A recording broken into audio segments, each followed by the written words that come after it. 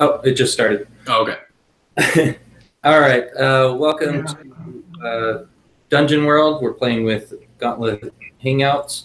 This is a continuation. It's actually the third part of a four-part series, but I think we've only got one of the other videos up online. We are following some heroes who are part of a mercenary company who recently allied themselves with what's called the Pale Moon Horde, a group of mostly orcs with, you know, kind of a terrifying reputation, but that's where our heroes are, is working alongside them. Last session, we saw our heroes kill some ogres in a dungeon. They rescued somebody that they had captured. Luckily, somebody that they hadn't eaten yet.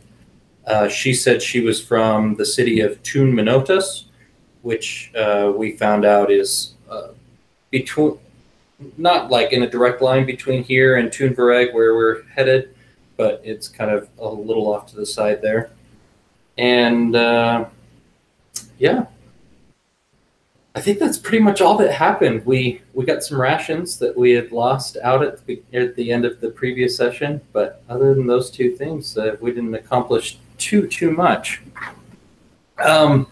Before we get much further, what I want to do is have kind of a writer's room talk about where you guys want to go. Since we've only got a couple sessions left, I could see this ending a lot of places, and I want to know what you guys think is the most interesting.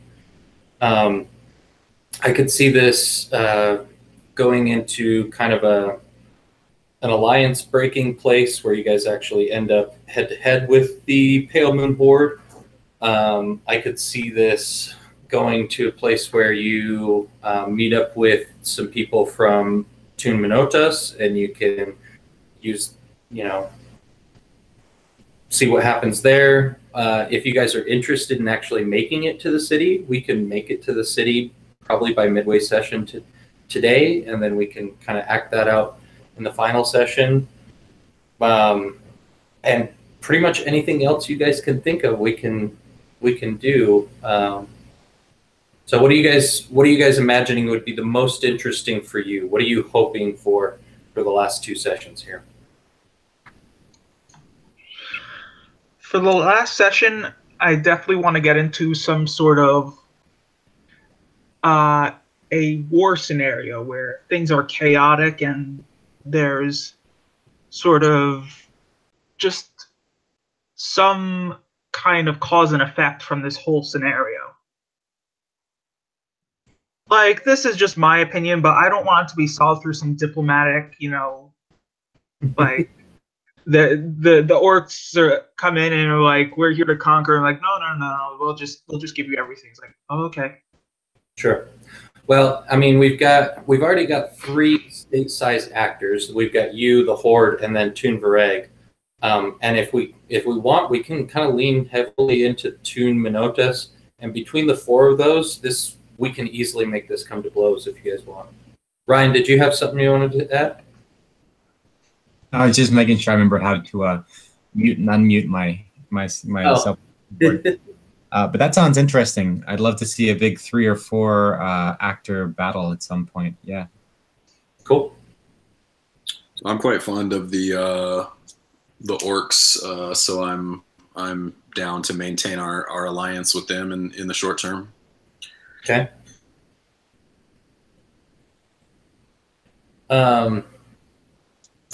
So let's see if we can make this work. We could have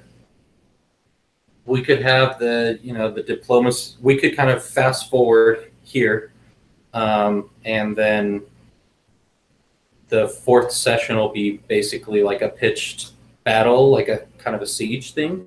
You guys are interested in that? That sounds cool. Cool.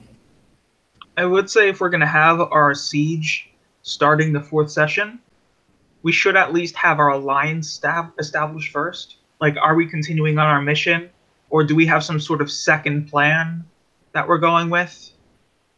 Because yeah, it sounded like Steven didn't want to abandon the alliance here with the Horde, so I'm thinking maybe we complete the march. We might have a couple of scenes where we find out where Monotus stands, and then we'll do that this session, and then we'll definitely make it to Toonvareg, and that'll have the stage set with all the parties lined up, and then we can do a battle. Okay. Who would we be attacking? Are we just annexing territory for the who we're working for? Or? Yeah, so you guys are just being paid by the Horde to, be a little extra muscle.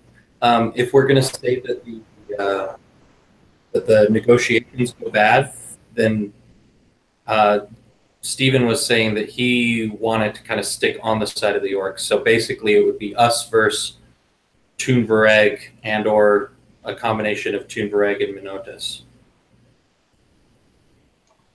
I mean, for my character, my character doesn't necessarily. He's wary of the orcs, so he could go either way. But for the time being, he's bound to the payments that they've given them, since that's more or less what the whole guild is riding on at this point. Yeah. So unless there's some sort of betrayal or something goes wrong, he's not gonna go the hero route and say, "I'm gonna save these innocent people. What have we done?" Yeah. Yeah. He needs some reason to overthrow the fact that they've just gotten a huge sum of money. Okay. Otherwise, how can you convince a mercenary band if you're not convincing with money or some really good reason? Yeah. Yeah, fictionally, I don't feel like we've encountered any fiction that would, for me, lead us to break this alliance that we've made, particularly because we've been paid to carry out this task. And again, I mean, nothing I've seen has made my character want to deviate from that. Yeah, in fact, I think Mika kind of buddied up with that second lieutenant. For sure, yeah. Okay, cool. So then just where I'm thinking we'll do is we'll probably about halfway through the session, we'll hope to have made it to the city of Toonvareg. We can, if you guys want to go into the city and watch the negotiation, we can surely make it so you guys are there with Chaka and Lacertus when that happens. Or if you guys want to kind of hand wave that and then just move on to the other bits, we can do that as well. So I guess we will play to see what happens from here.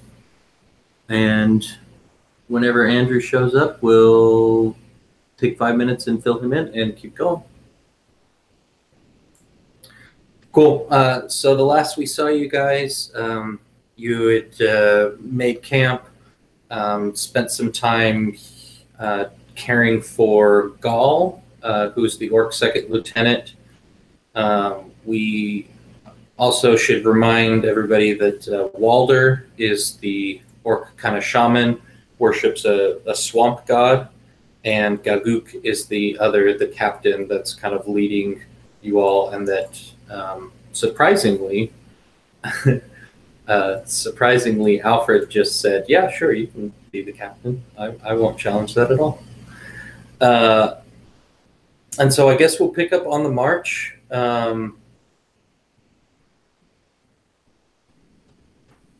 I think the first interesting thing I have in mind as you guys march along would be a message coming from camp. So let's start there. The message would be addressed to Alfred, but anybody else who wants to be in the scene, feel free to jump in, okay? Optio, where's the Optio? Here. What's the news? We've just received word from our agents within the city. To the southwest, there's a tunnel that leads into the interior of the city. Your group is to find and secure it so that when the main army gets there, we'll be able to access the city directly through that means. Is there news how big this tunnel is? The agents said that most of the tunnel is, excuse me, is comprised of sewers and maybe 2-3 men abreast.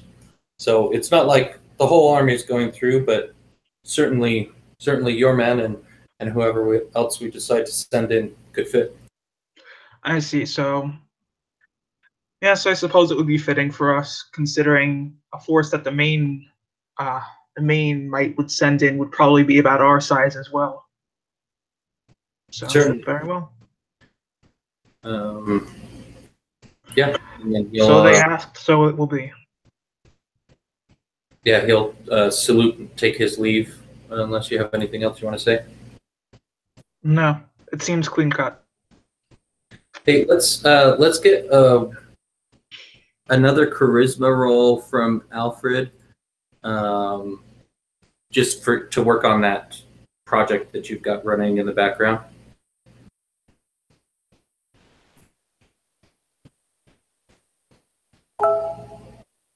Cool, full success. So that'll bring you. You've got one more tick to go on that, and then we'll be able to enchant your cape. So just kind of out of character, Ruben, if you find a way to fit that in the fiction today, just anything you do towards that project, we can finish it up and then have it ready by the beginning of next session, or at the beginning of next session, we can do it then. Cool. Oh, we got Andrew. Kind of. I guess not. We had Andrew. Yeah. All right. Well, so you guys continue on your march. Oh, there we go. So Andrew, just to catch you up where we're at, I kind of told you what happened last session. All that's happened so far today is we had kind of a writer's room talk and decided that we want the fourth session to be a pitched battle, or at least a large chaotic conflict, I think is how it was described by one of us. So today we're going to hope to get to the city and establish the standings of all the major parties involved. Okay? Cool.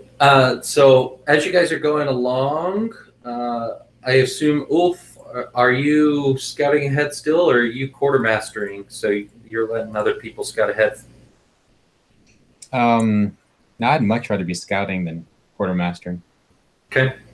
So I'll just ask you, what are you watching for on the last week or so of March? I guess if we're anticipating coming into contact with another armed force, I'm looking for their scouts and their picket. So it'd be other scouts like myself, hunters, rangers, that sort of thing. Cool.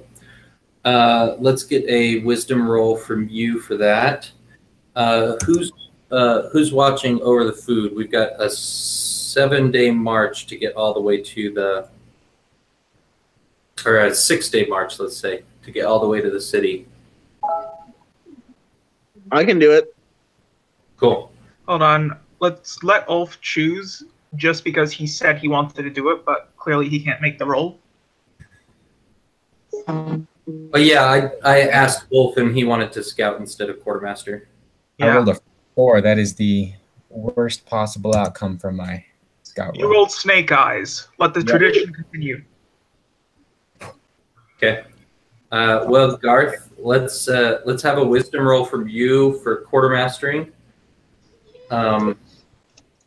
And then I rolled 2d6. you roll 2d6 and then add your wisdom.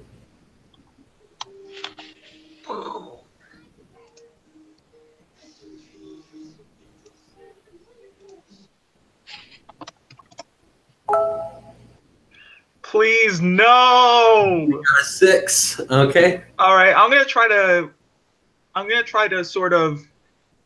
aid him.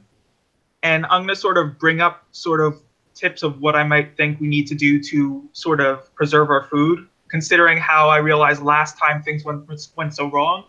Okay. So I'm sort of going to be helping him on this one. Yeah, let's get a quick scene between you and Garth of you. It sounds like micromanaging him because he more or less like overlooking, like looking over his shoulder. Because honestly, I don't want to starve twice. Yeah, let's get that scene real quick then. So Garth, how's the food coming along? Oh, it looks top notch. I'm probably gonna throw away some of this crap over here though, because it's starting to look brown. Hold on. What? Yeah, these potatoes, they're too brown. We're gonna get rid of them.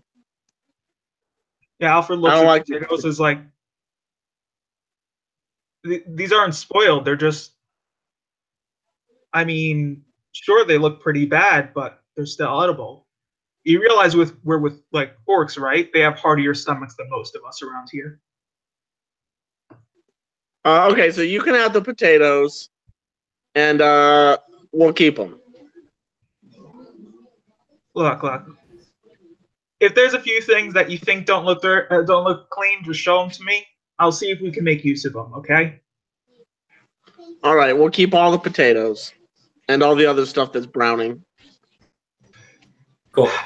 Alfred sort of just like dusts off some dirt from the potatoes, and it looks fine. Yeah, Garth. I mean, he's an elf. Maybe he's got kind of a snobbier idea of what is edible and not than the rest of you. Cool. So that'll give Garth a +1. So we'll have a mixed result instead of a failure there. And then and I rolled for that aid. Since that was an aid roll, it's a full success. Cool. Between Mika and Urtrek, who's kind of doing the maps and that kind of stuff? I'll take that. I'm a wanderer. I think I'm pretty good at scouting the best locations in unfamiliar territory, or the best routes in unfamiliar territory. So cool. So I'll take that one. Yeah, go ahead and get that roll. As you're looking at the maps, what kinds of landmarks are you trying to spot on our march here? Yeah, so I'm looking if there's any, if there's any, I don't know, hills or small mountains. I'm looking for saddles that we could pass more easily through. So looking for a place where water is collecting for low-lying areas, so that it's potentially more flat and easier to get through. Oops, sorry, not mean to do that. And that didn't work either. There we go. 8. Sweet. So we got a mixed success there. All right. So the 2 mixed successes, that means that we'll have you guys all mark off 6 rations each. I think that's about what you guys have. Wait, 6 rations each? Yeah, because it's going to be a 6 days march. Shoot. We lost 6 rations last time. And that's what caused us to start starving. I don't think we have 6 rations each, again. I don't think we do either.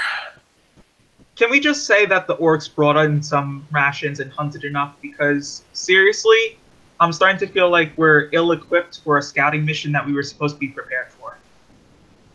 Yeah, surely we wouldn't have ventured forth on this 6-day quest with 2, because I in my inventory I had 2 rations, and I think I probably would have made a comment to my fearless leader that I didn't have enough food for this trip. Okay. How about this? We'll have an event on day 3. You guys can send a rider and back to camp and get some resupply. Sound good? Mm-hmm. You should have killed that crone. She was fine. How long have you been harping on about this crone? You tell me with her, buddy. You tell me. Anyone counting? I just asked the question openly.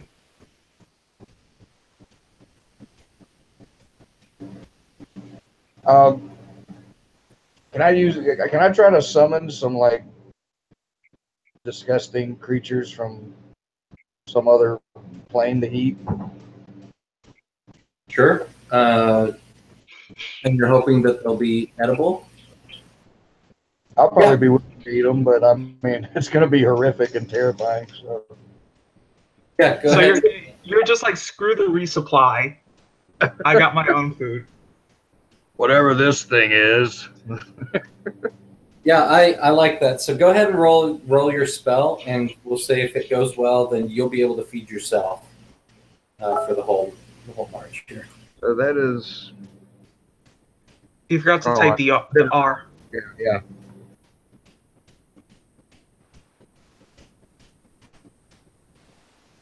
All right. 9 total. Sweet. Yeah, so describe for us the creatures that you're summoning and killing immediately before they horrify everybody. I'll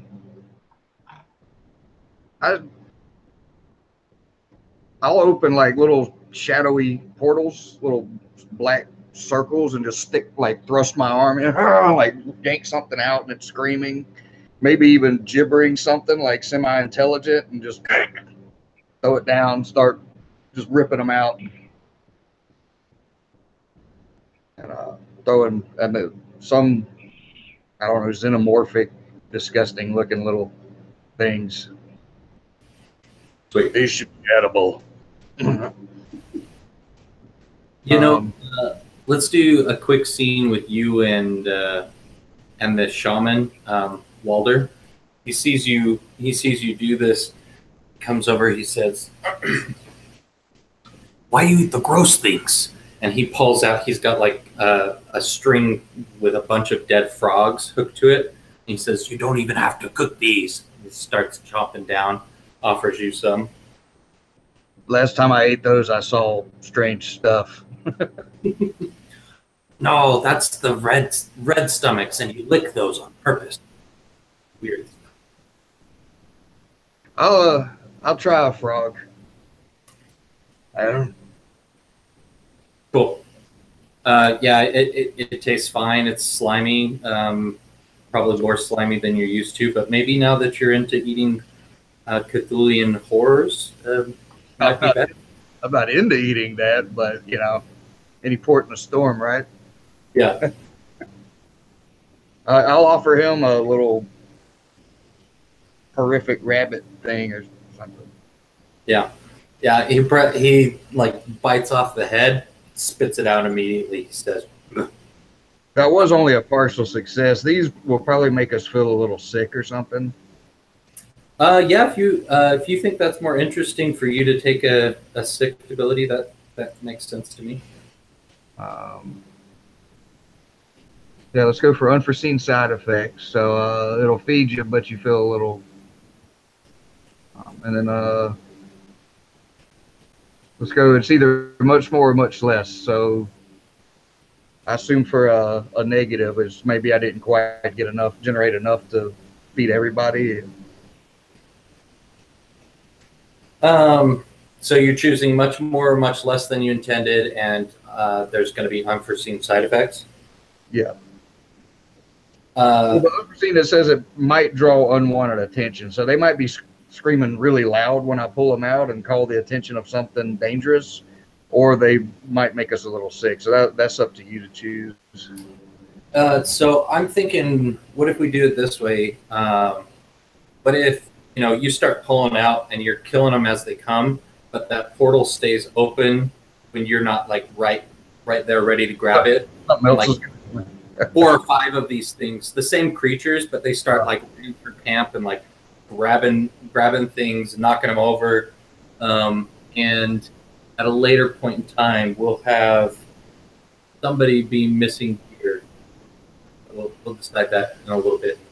Oops. Okay. Just kill those if you can catch them. Nice. Cool. Let's go back over to Ulf and your scouting. Now, I'll let you give us all the fiction on this, you're gonna find just what you're expecting. You're gonna find some scouts from the city of Tun Minotas. Just a little bit of a background on Minotas is it's kind of like it's like the Spartan of the region. They're very warlike. Their king actually basically goes on a quest before he's allowed to be king. He's got to go do some magnificent deed to prove that he's worthy. He recently returned, and so with that in mind, why don't you describe for us how you see these scouts and how the interaction goes without actually like coming into conflict? Do they get the drop on me? Is that not what failure is in scouting? Yeah, so they'll see you. Yeah, they'll see you first. They're not going to attack you. Okay. Yeah, so basically I'm stalking through the woods and I'm thinking I'm being real clever and going unseen. And two of these Spartan scouts basically walk up behind me and tap me on the shoulder. And they're standing over me, arms crossed, big smug smiles on their faces. And they say, "Could you be making any more noise?"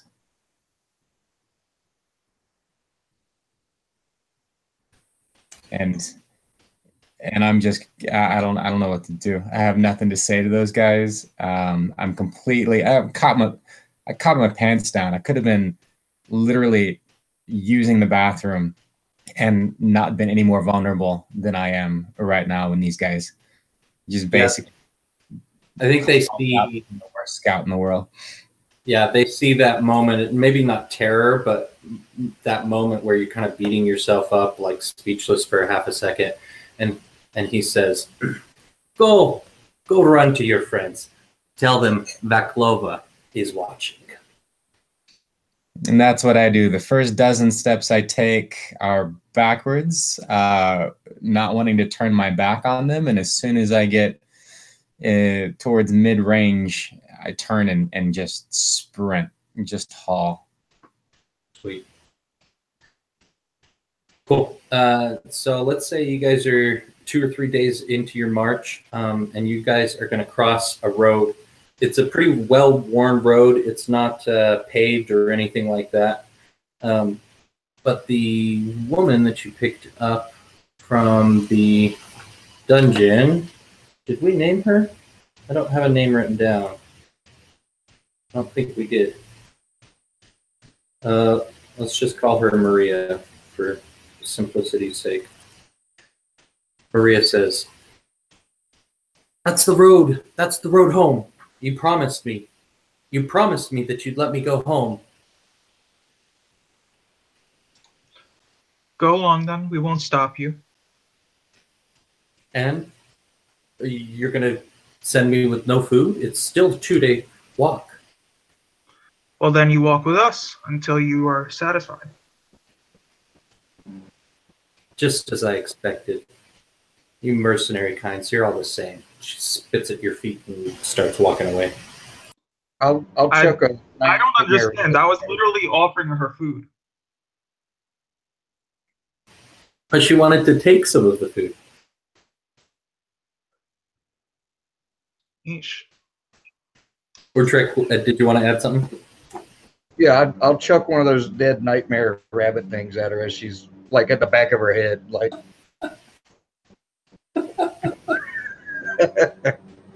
She probably starts sprinting at that point. Cool. Let's have you guys. You're going on for another day.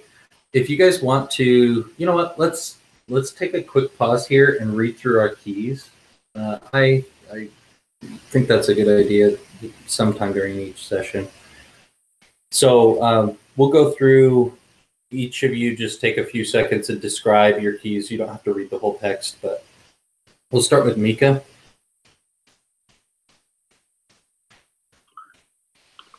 Okay, so Key of the Mirthful, indulging one of my appetites despite a great risk to myself. Key of the Tattooist, convincing an ally to let me tattoo them to commemorate a important event. Key of the stranger is when I describe my beliefs or traditions to an ally. Cool. Ulf?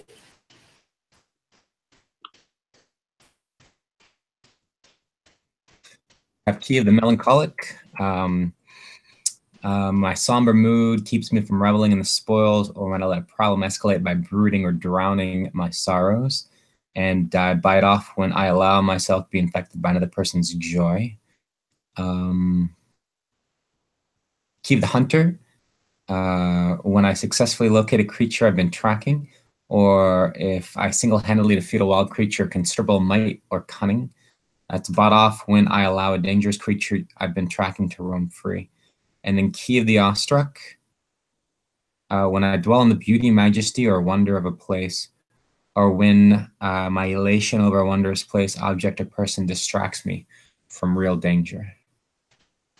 Cool. Oh, I could have used that for the scouting party. Yeah. Do you want to say that you were looking at, give us a description of what you were looking at instead of watching your back?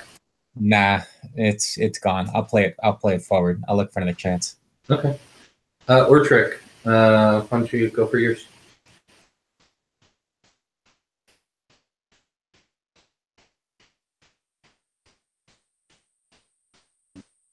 Did you call me? I'm sorry. Yeah. Go ahead and give us your keys, just a summary of each.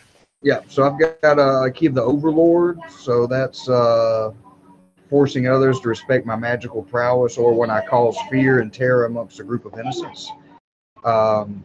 Key of the Discordant, when I sow the seeds of distrust between two friends, or when I cause conflict within a faction. And then key of power, I don't care what I do with it, I just want it. So when I get a boon or favor, sorry, I don't know if y'all could hear all that, a boon from someone important, slight gains in prestige, and basically any sort of accumulation of power, I benefit from that as well. But Alfred, you're muted. I have Key of the Merited, which is when you're given credit for your skills or when you solve a problem that nobody else could at the time. I gain your experience. And then I also have Key of the Deceiver, when you paint a picture of your past for someone and they believe you, or when one of your lies comes back to haunt you. Mind you, the picture of the past doesn't necessarily need to be a lie, so that was sort of, couldn't find a better word to fit it. Okay. All right, and Garth.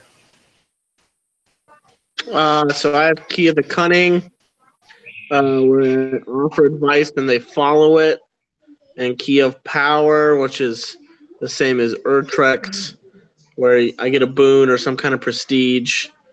Yep, that's all I got. And I'll remind you guys, if you think that fictionally it would be more interesting for your character to buy it off, you get 2 experience if you buy it off rather than continuing with the same keys. All right. So it's dawn of the 4th day of the march. I do have to ask, like, yes. Was I missing something when we were talking to Maria? But am I missing something? But my character literally offered her food and escort. Maybe I misunderstood. I thought you were saying you're welcome to come along with us as long as you feel like, but she wants to go home. So yeah, that's why. Yeah, more or less for the next 2 days, so that she's actually closer to home. Well, no. Oh, I see what the misunderstanding is. Tun Minotus is here. Tun Vareg is here. You guys met at a road in between the 2. Oh, so it's a fork in the road. Is that what you're saying? Or fork in the road, or Tun Minotus is that way, Tun Vareg is that way. So. Okay, I thought it was like close enough that it would be like we could get to Tun Vareg and then it would be like a no date, like. No, yeah, it's although like they're city states, they're like close to each other. This is the ancient world. There's not much between, between them. So it's still days walk between them. Okay. That make more sense? Yeah, that makes more sense. I mean, we could just leave it as a misunderstanding and just leave it at that. Sure. Cool. So let's say it's dawn on the 4th day, and the orc scouts go out like they normally do. They send out, so there's 7 riders in total. They send out 3 at a time in each direction, and then they kind of cycle throughout the day, bringing back news and such. And Ortrek, you're probably part of the, Ulf, you're definitely part of this. You probably take one of your horses out with them and bring that back news throughout the day. I wonder if I could track the scouts that found me. Sure. Yeah. I'm really angry at myself, and I think I'm better than that. And I want to go back to where I encountered them and actually hunt and track. Okay. Are you taking anybody with you, or are you doing this solo? I think I might mention this to Mika and to, what's the elementalist name? Garth? Garth. Garth Maul. Garth Maul, because we fought together against that crone, and then I think Meek and I kind of took the vanguard against the ogre, so I feel more comfortable with those two. I might mention it to them and see if they were interested. I will say, though, that Alfred's not going to let the 3 of you just sneak away. Like, he's absolutely not letting that happen if you don't just tell him. Cool. Yeah, it sounds like we've got a conflict here. So let's frame it up with the 4 of you. If Ortrek wants to jump in, feel free. But Ryan, why don't you frame the scene of you giving this news, and then we'll have Alfred over here and see what happens. All right. So has a night passed since the scouting party came up behind me, or is this kind of the same day within a couple hours? Yeah. So we'll say it's the morning of the next day, but unless you'd rather do it on the same day. No, that's fine. In the morning. All right. So I've been up all night. I'm beating myself up. I'm really upset with myself. I suppose I told Alfred as soon as I ran back to camp that I had been surprised by their picket line, or by their scouts. And now I want to come back and say, Alfred, the orcs are riding. I want to lead them to where the scouts found me. I want to scout. I want to track the trackers. So you want to find the scouts for what reason? I want to hunt and track them. I want to do to them what they did to me. So do you actually plan on killing them? No. But neither would I be against it if that were necessary. I will say it's not necessary to kill them. If people realize they're gone, that could jeopardize things. If they're part of a regular patrol. I don't even need them to know that I see them. I just want to come up on them unawares, find out where they are, and I can slink back into the woods from there. It'd be useful to backtrack and figure out the patterns and the movements their scouting parties are moving in.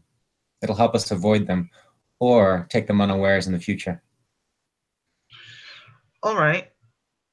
You feel like that's the case. What time is it? Is it like still night? Morning. By the way? Yeah, it's a little bit after dawn. About the time you guys would usually break camp and send out scouts. Mm-hmm. All right. So I'm going to basically look over to what is it? Hold on, give me a second. I keep on forgetting. I'm gonna look over to Gaguk, and I'm going to say, Watch over the rest of my men. I'm going out with one of them. Yeah, he grunts approvingly. Mm-hmm. So Alfred and Ulf you're both going?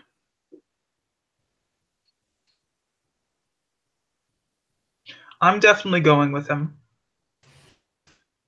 Do you guys want to invite other party members, or you guys just the two of you now? If Wolf wants to invite them, I'm not stopping him. But I am saying I'm going with him. Okay. Yeah, I think I would definitely make my plans known to Mika and to Garth, and see what they said. If they were interested. Cool.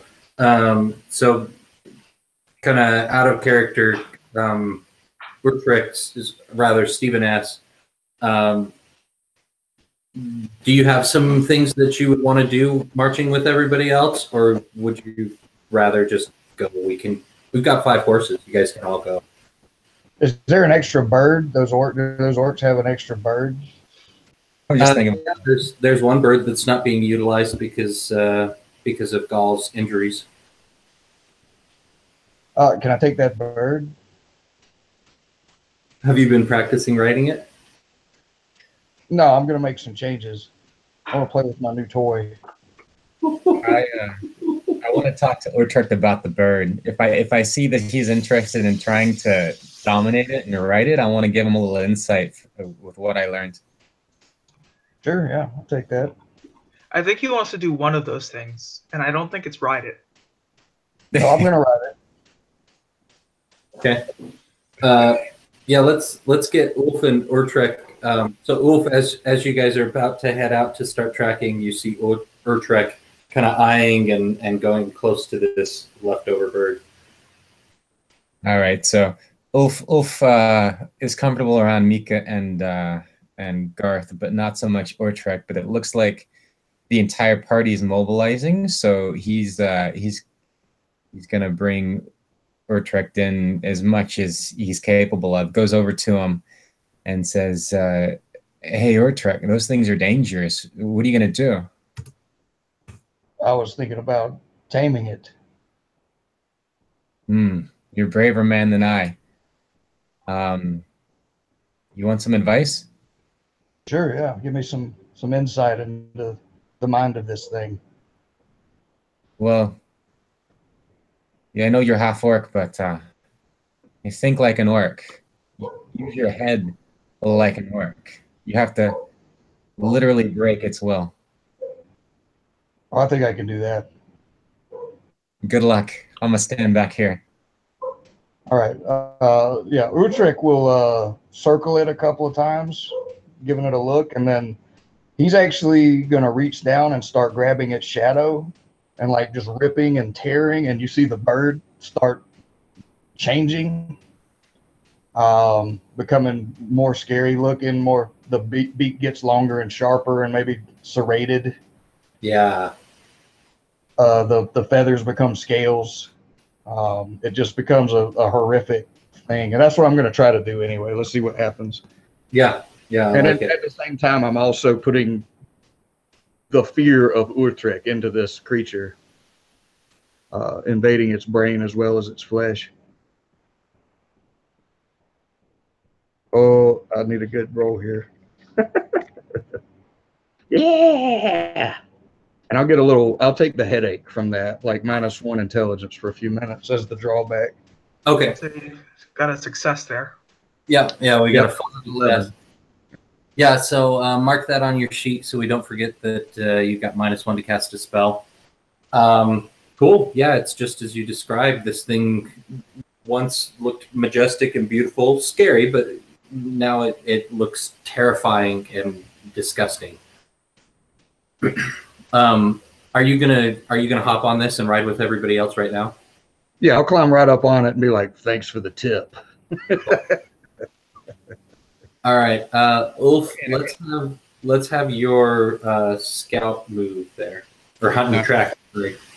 I was just gonna say though, like if I was a little bit scared of Utrecht before, now I'm absolutely terrified. Like I might even have sort of drawn my bow it reflexively when I saw this going on and got into a crouch and shooting position. And when he rides off, I'm just dumbstruck. All right, roll for hunt and track is wisdom. Yes. Sorry, my computer's moving real slow. I think I'll restart on a break. Okay, no problem.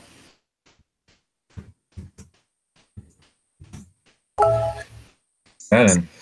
All right, there we go. So let me remind myself of exactly what that means for your. So you can follow the trail until it changes significantly. Okay, and on a 10 plus, you get a bonus, but with the 7 to 9, you're able to follow it. Cool. So even on horseback, you'll be able to find this trail pretty easily. Although they're scouts, and they weren't wearing heavy armor, they have these massive shields they carry on their back, and so their footsteps are not terribly light. You're able to see crunched twigs and footprints in mud all over the place.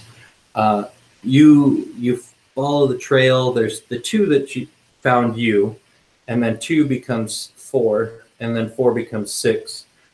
And you guys are probably, I don't know, maybe tracking this for an hour, and you see that it bends back away from where you came, and now it's moving parallel to the direction that you were moving after they spotted you. You can continue to follow the trail, but with that information, you guys want to do anything at this point? I probably want to talk to Offord right now. What looks like to me is that 3 different scouting parties had joined up, and that more than likely they're about to split off again, which means we're in a somewhat dangerous position, because one of them might move tangential to the track we're taking, or one might even double back and potentially surprise us.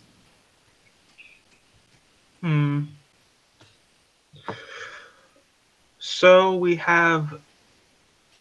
Wait, hold on. Let me get this straight. So we have it's currently all of them are together, is it, or did they split off into 3 separate sets of footprints? Yeah, you saw 3 different paths converge. So there's now 6 pairs of tracks moving parallel to the way you were marching towards the evening last night.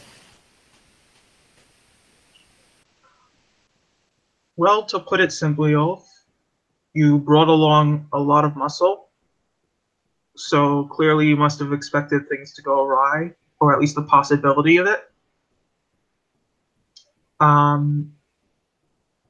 So it seems like you came in here for a gambit one way or another. You're here to prove your worth. You're here to prove your skill as a hunter. So why back out now? I was just checking in. I think what we should do is wait for 6 to become 2 and 4, or 3 groups of 2, and then choose the pair we like and surprise them. But didn't you say you wanted that one specific pair?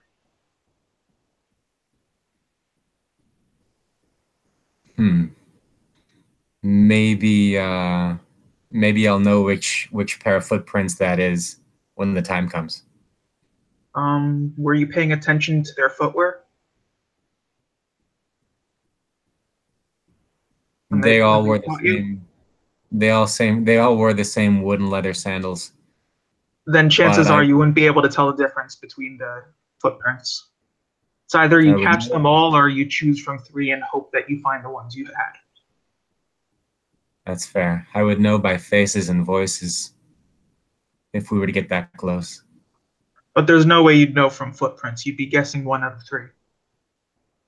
No, they were evenly built. They all wore the same wooden leather sandals. No way to tell. All right. So you feel comfortable sneaking up on 6 people? With the 4 of you at my back? Sure. Do you want to sneak up on them alone and then have us sort of stand in the back just in case things go wrong?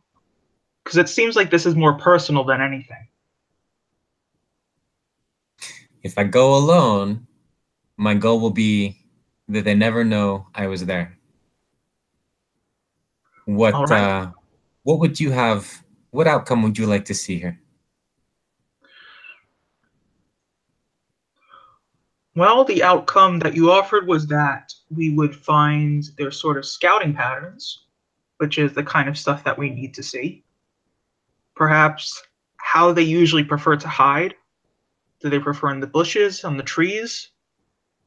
Do they simply blend in, camouflage of sorts? At least learning that would be a benefit, but otherwise I'm just here for you. Okay, yeah, then I propose we follow the trail until it splits again. And that'll give us valuable information on the hunting pattern. From there, we'll see if it splits. We'll see how it splits. And I think that'd be a good time to reassess. Cool. All right, so let's, sounds like we concluded to continue following the trail then, right? I think so. Cool. So you're still following the 6 men, and it takes you another. Sorry, I'm trying to do horse versus foot speed. Just kind of rough in my head here. Another half an hour, and you start to come up over this ridge, and at the top of the ridge, looking down, there's a small valley. Now remember, this was kind of hilly country, but these hills, most of them aren't terribly big. But in this valley, between a couple of these smaller hills, Ulf, you see the remnants of a camp, maybe campfire, but like even from the top of the hill, it's what, 100 yards or so down. You can tell that this was a camp for more than just 6 men. And then you see, you can see a trail heading off in the same direction you guys were headed from there.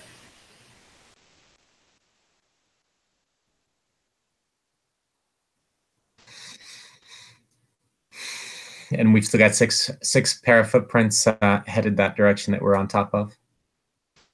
Yeah, that set of 6 men went down into this campsite last night. But you said the camp would have housed more than 6 men. Yes. So if anything, they were probably convening with other members, is what you're saying. There were other people, more than 6 people at the camp, yeah. If you guys want to go down and investigate, you guys are welcome to investigate the campsite and such. Alfred, would you be interested in taking a pair of prisoners? Taking a pair of prisoners. Only if they knew anything about the tunnel. Scouts would know about all the ins and outs of the city, how to get in and out unseen. Would say I sneak into camp and set a trap. Can I set a trap? Or can I only look for traps? Well, I guess you could use adventuring gear and just get some rope. Make the classic pitfall and... Sorry, I realized I was muted when I answered you.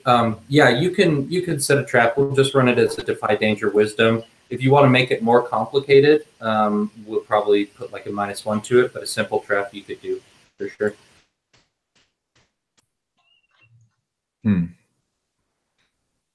Yeah, that might be interesting if I were to sneak down there and set some sort of trap for a pair of scouts that would leave them vulnerable, and then I could take them at arrow point.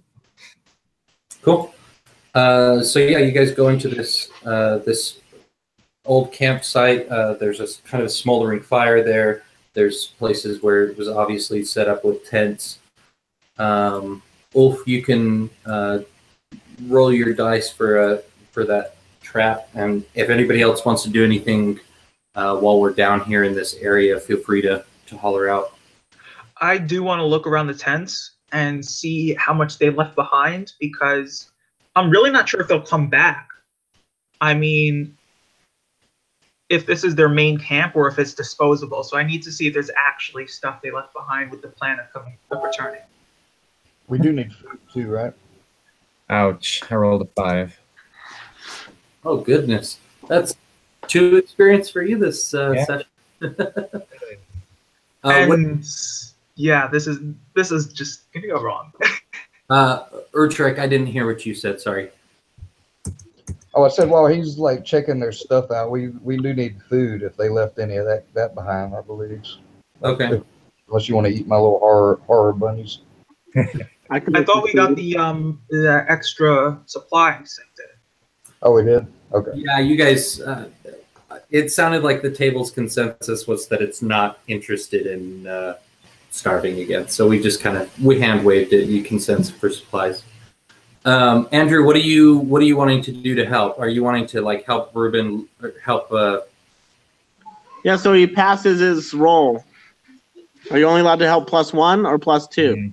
Only +1. Yeah, it'll only get you +1. Even if multiple people help, it only takes +1. Yeah. So there's really no way to save it. Good thinking.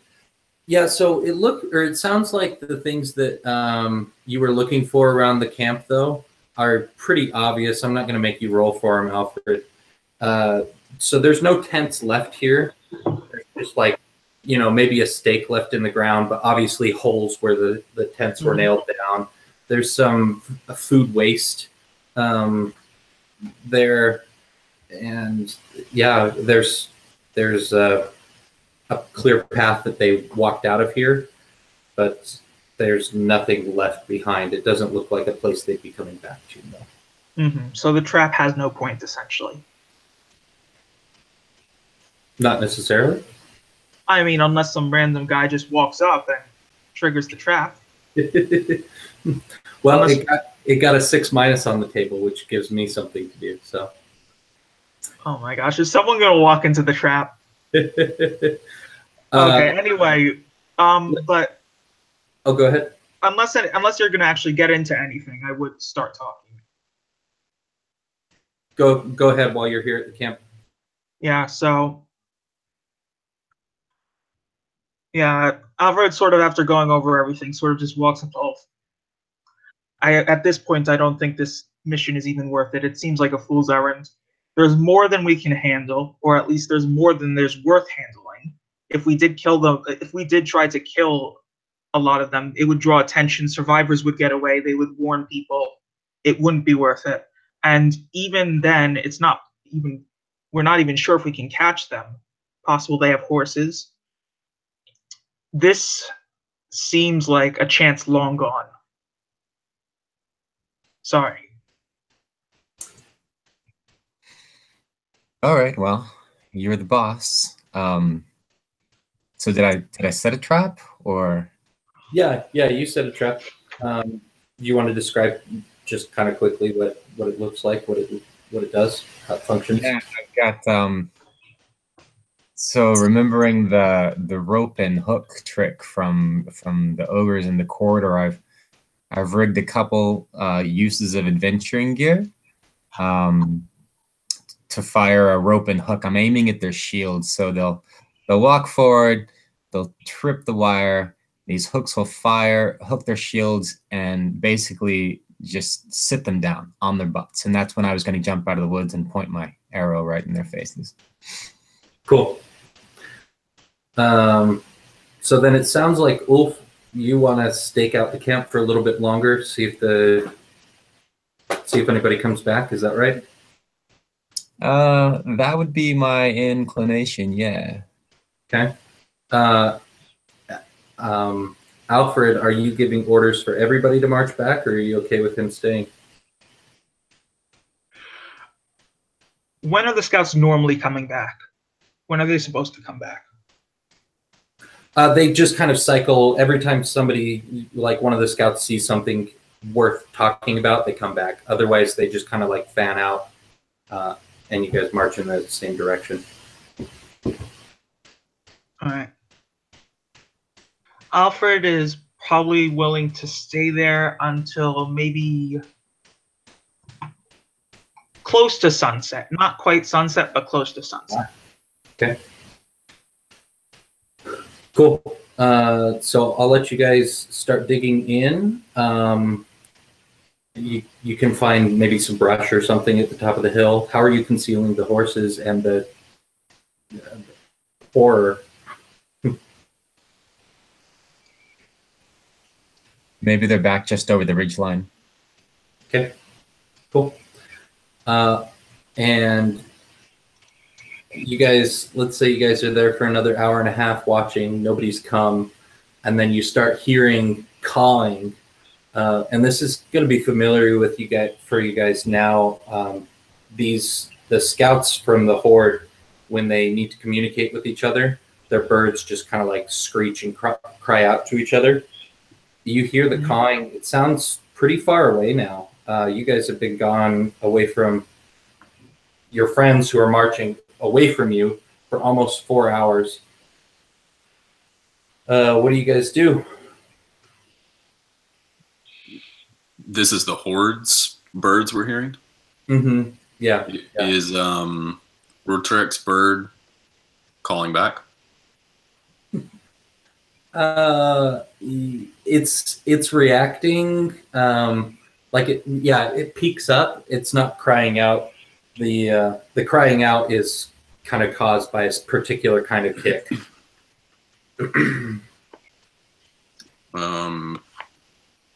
I think I'd probably just look at Alfred for orders.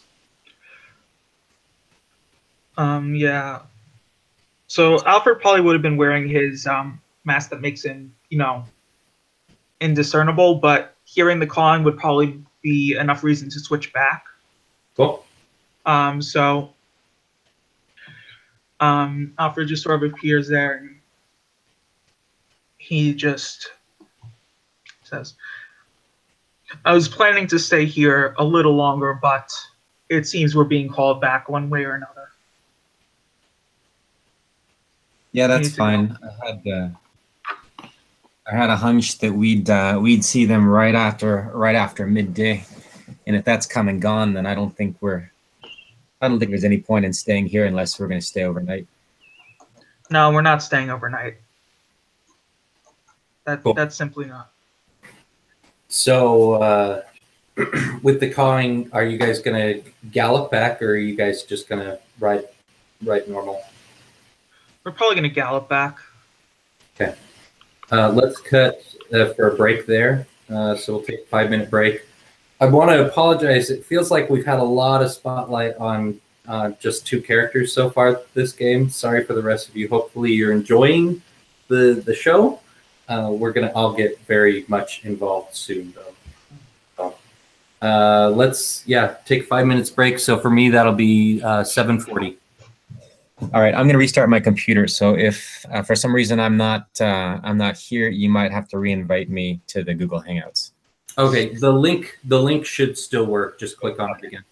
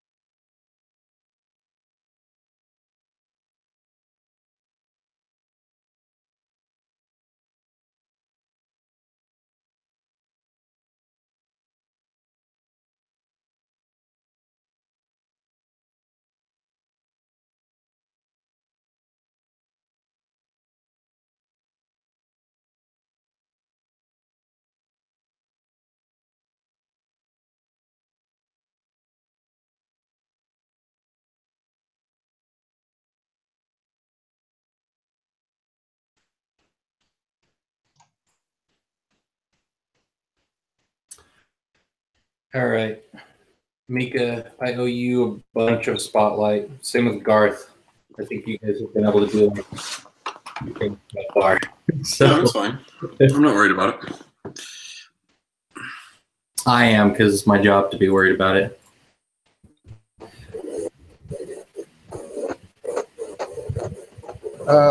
Eartrick will actually congratulate Alfred on not pursuing this fool's errand any further. Yeah, we can do that as you guys are riding along. We'll just have like kind of a few minutes or a few moments of you guys exchanging as you're riding.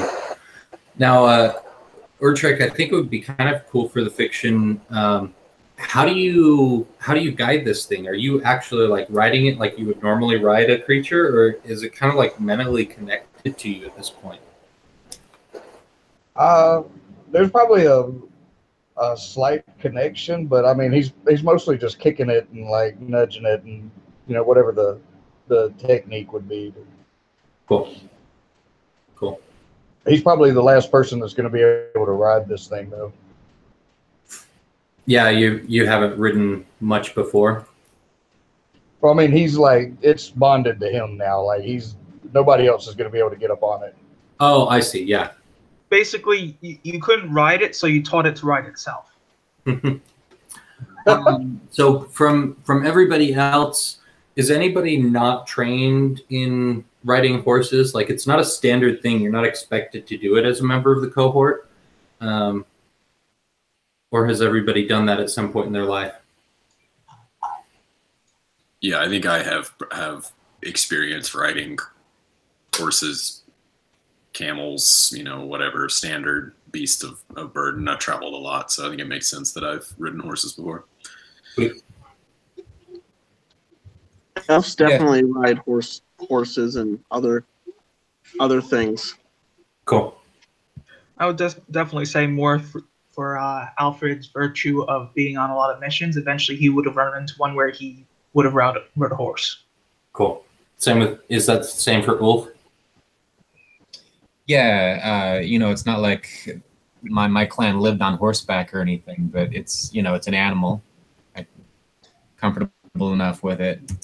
Yeah, I'd expect with us being scouts, we probably would all be familiar with fast movement, like being on horseback. Yeah, I've probably never ridden them. Yeah, you guys are going to be going into like a 30-minute gallop or something, so that's pretty challenging if you guys aren't experienced. So I just thought I'd check in. What was the question I had?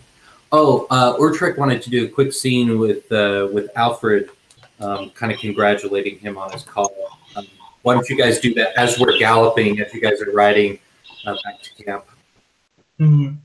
It's good to see you make a right decision. Quit wasting time letting that hunter peacock for the other scouts.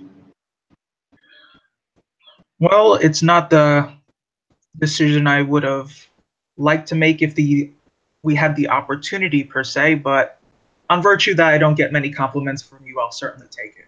He says with a smile. To kill him. Blood makes the grass grow. Speaking of that, interesting thing you've done with the thing. He says, looking at the at your ride. Oh yeah, you like that? I could do the same for you. No, I just find it interesting. You don't see many of those. Yeah, I suspect mine's one of a kind. I actually probably wouldn't want to see what the second one looked like, because I'm pretty sure it wouldn't look the same. One way to find out. Yeah, as scaled as this one became, the other one might have tentacles. Might not even be a bird. For you. Yeah, I'm not so fortunate. Mine wasn't to spare. No, I mean like you. I could change you. I could make you better. Well, that's interesting. Maybe I'll take you up on that someday. Sure. Let me know. Cool, I like that. That was a good addition there. Alfred, just you switched back to Glad Alfred, right? Yeah.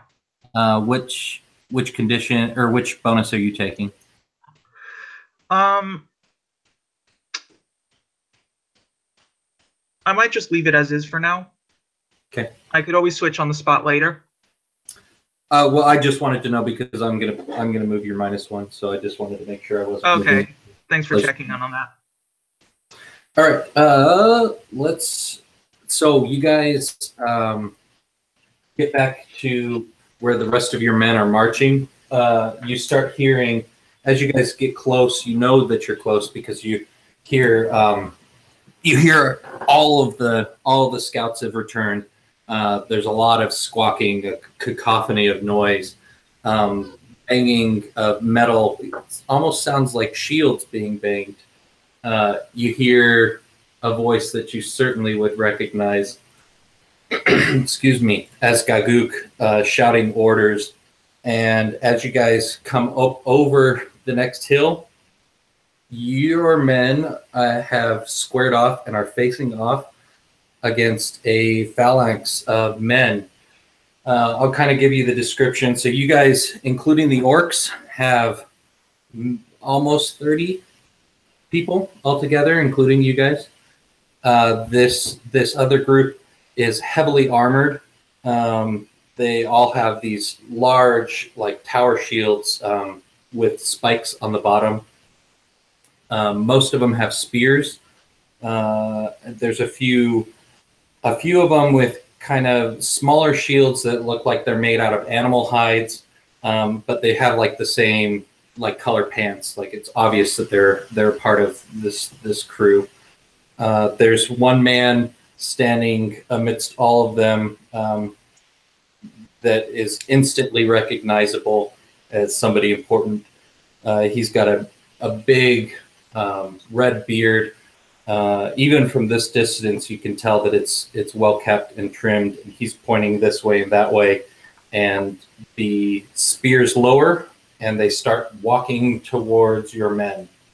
Do I recognize this clan or tribe of? Are they human? Yeah, they're all human. Do I recognize like the heraldry or anything like that? Yeah, let's see if you've recognized it, if you've traveled to their lands before. That'll be just not discern realities, spout lore. 9. All right, so something useful or interesting, not necessarily useful. I may be able to help him throw some tidbits in there. Sure. For the brainstorm. You're doing that. So I'll aid him in that. Yeah, how though? Like, let's get it fictionally first. It's more that, just like he has sort of heard of this lore, I've sort of heard tidbits and things about that. So whenever he like is like, I think these are this guy now, I'm like, oh yeah, I remember these were specifically known for having these type of weaponry. In this battle, they use this formation. This looks very similar. Cool. Yeah, let's see your roll. Not the best roll, so there is something that's not as good, but he does still get the +1. Well, yeah, that just exposes you to any backlash from him. So. Okay. All right. So yeah, you'll recognize the banner. It is a head of like kind of a shouting, screaming face with a big curly beard. It's on a purple back. The face itself is silver. And this is the heraldry of the city of, or the noble house of the king of Minotus. So you guys have run afoul of the Minotans, and they're marching on your men. What do you guys want to do? If it's a phalanx and we're mounted, seems like the obvious move is to try to flank them. Okay. Is everybody going to follow him in that motion, or are you guys? Yeah, I think I'm on the same. I think maybe I recognize Ulf's horse. You know, we're going to gallop, and then I recognize Ulf's horse peeling off, and I know exactly what he has in mind. So I pull my horse off in that direction, and hoping that the rest of our party will that we can split our rank and flank them. Are these guys all afoot? Are the bad guys? Are they all afoot, or are they? Or do they have horse? You're so quick to call them bad guys. Yeah, they're all on foot. Of course they're bad guys. I'm about to kill them. I'm a good guy. They're all afoot. Yeah. Any like spears, like long anti-cavalry weapons? Or?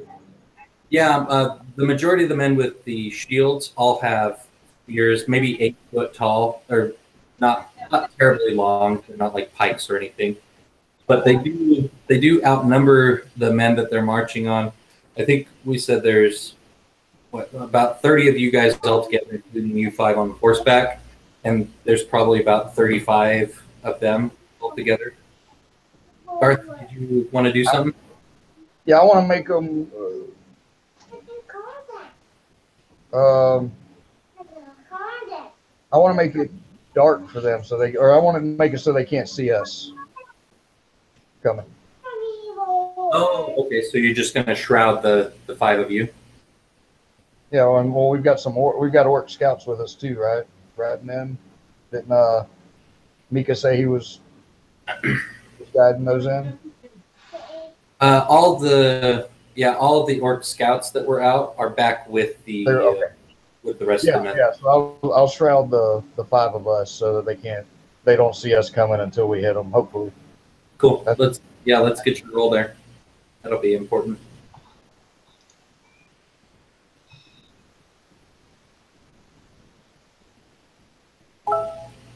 That's a 10 total. Sweet. Are you going to let me pick the drawback, or are you going to pick them? Let's see. I could go for.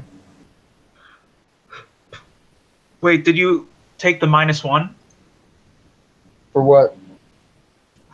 Your previous spellcast. Well, the description is a few minutes, so the time that you guys spent watching the camp would surely.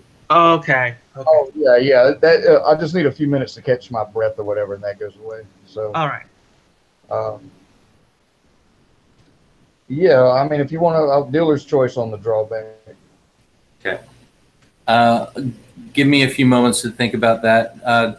Andrew, you had unmuted. Did you want to do something specific with Garth? Well, before I was shrouded, I was going to pull a pincer move and peel and flank the other side. But since we're all shrouded, I decided I want to stay together. Oh, okay.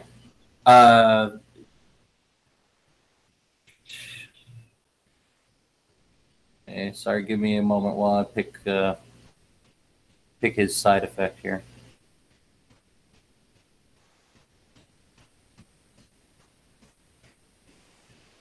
I'm going to say that the spell won't last long. So you guys will be able to you're not going to be able to get into like direct contact with them before they notice you. But surely the skirmishers, the men with the kind of hide shields that were like spread out around them, aren't going to notice you to hit you with the spears on your way in. Yeah, that's perfect, because what I want to do is I want to get in close enough and then just like pull my axe out and just let out a cry to try to get everyone's attention focused on me. So I'm hoping that this darkness lets us like close the distance, and then like maybe gives us the element of surprise a little bit, and then I just come riding out of this shadow with axe drawn, just screaming at them. Awesome. Garth, did you want to summon a flame weapon? Oh, did we lose him? Okay, we'll let him jump back in if he. Oh, there we go. Did you want to summon? Well, I don't want to summon a flame weapon, and I guess I don't understand how Shroud works. Is it fully encompassing, or is it more like an invisibility cloak? And if I have a flame sword, I'll still draw attention to us. Yeah, your flame sword's not gonna.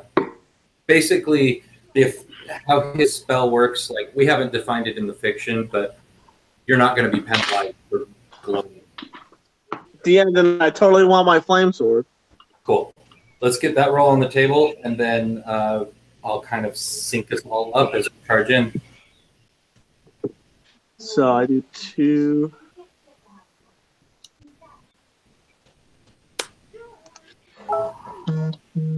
All right, full success. I would like to try something as well.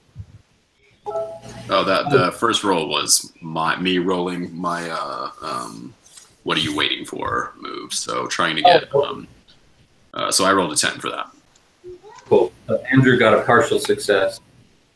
So Andrew, make a note somewhere that you have 3 holds. So each time you use your weapon, you mark off a hold until the third one it disappears.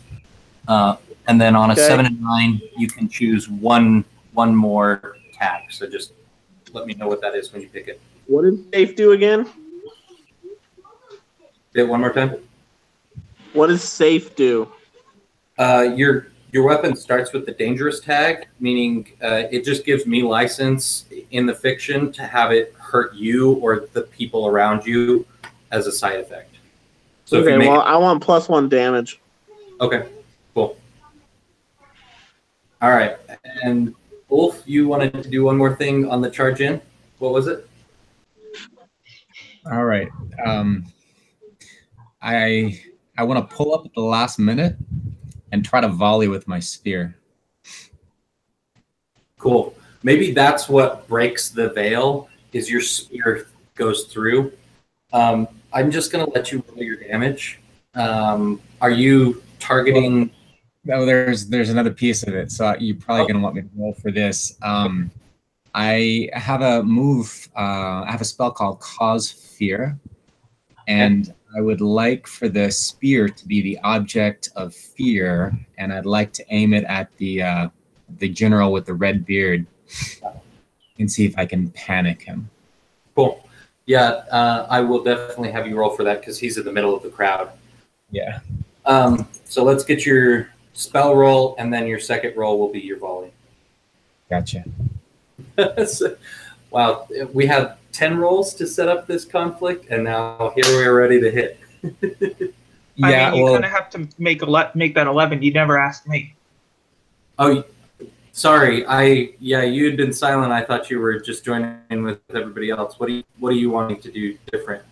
First, I'll see what his rolls are. We'll get that over. All right, first spell. Roll all the bad ones. It's time for some good ones. 8, partial success. Okay. And for volley. 10. Sweet. So go ahead and just mark whatever your setback is for your spell. Oh, I'll have to look that up. That's fine. You can do that. I think forgetting it is 1, right? Or is that wizard? Yeah, you can forget it. All right, I'll forget that spell until I rest. So Alfred, are you not charging in with everybody else? What are you doing? How close are we again to that to the forces? So you can be either at the top of the hill, which we said was about 100 yards away, or you can be within a few seconds of their back line, which is where you guys are going to be revealed. Yeah, so I'm more or less going to, right before the bubble bursts, I'm going to switch on my my blink mask. Okay. I'm going to slow down my horse, and I'm going to sort of jump off into the crowd of soldiers. Okay. Now, fictionally, I know you won't be seen, but like this is a tight shoulder-to-shoulder formation. You're gonna on negative rolls. I'm gonna hold the license to have you knocked to the ground, pushed around. That's fine by me. Okay. And just so you know, since I'm switching masks, I'm gonna put it in Dex. Mm-hmm. Smart thinking.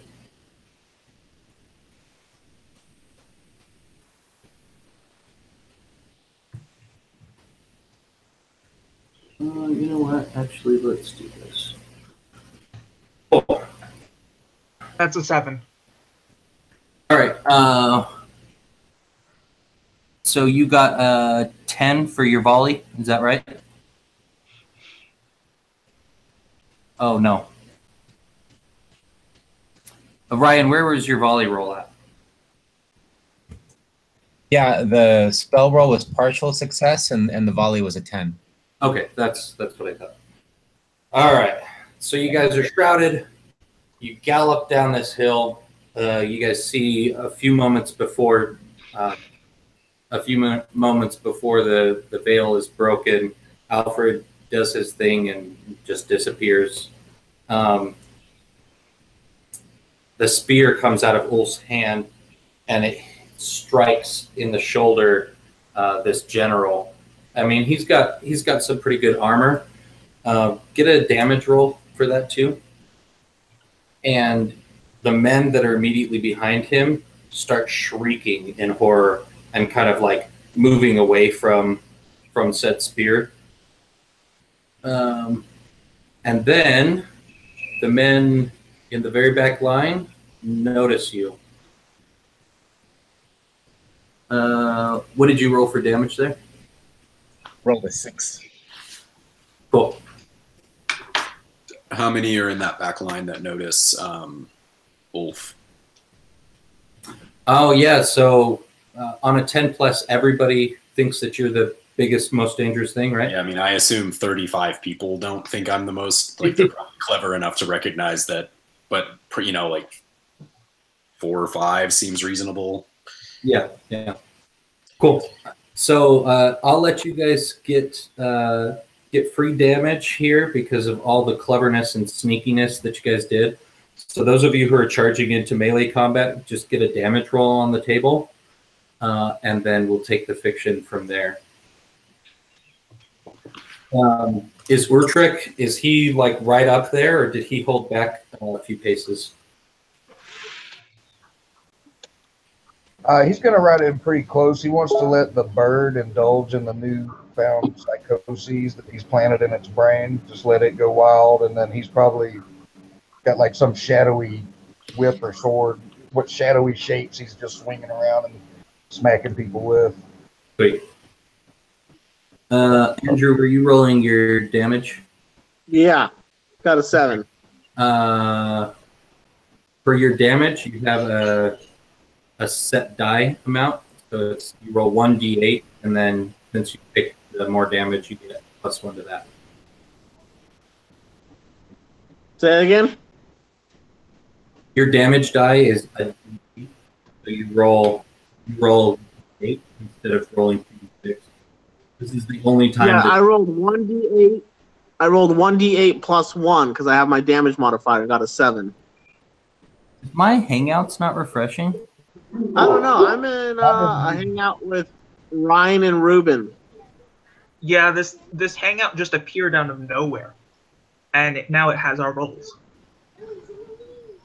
I don't know. It says Ruben, Ryan, Steven, and Steven are in here. Oh, yeah, no Spencer. Okay. How did that just happen? I I'm haven't just gonna any of your rolls for a while. hold on. I'm copying and pasting it. I just added Spencer in. Okay. Here. Okay. Those were see. the last rolls. That was really weird. Okay, cool. Well, now where's that hangout at? Oh, here it is.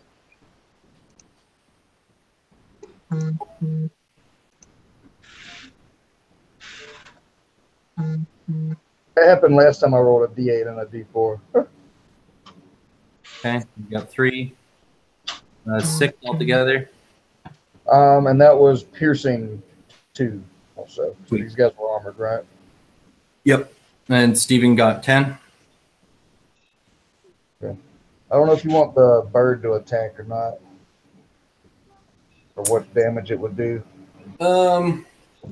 If you're gonna Bird totally attacked. we can just add 1 piercing to your roll, so it'll be an extra piercing on top. Sure. So these are all like 3 armor, so you'll be able to. That'll significantly. And if it matters, my attacks always have forceful and messy. Cool. All right. So Andrew, whichever one you picked out to attack, you can kill. Let's see, Stephen and Stephen.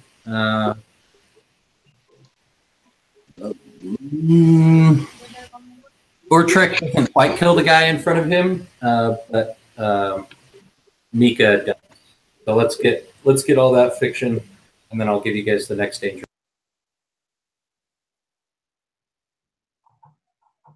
Sorry, one at a time. Andrew, how do you kill the guy that you just got?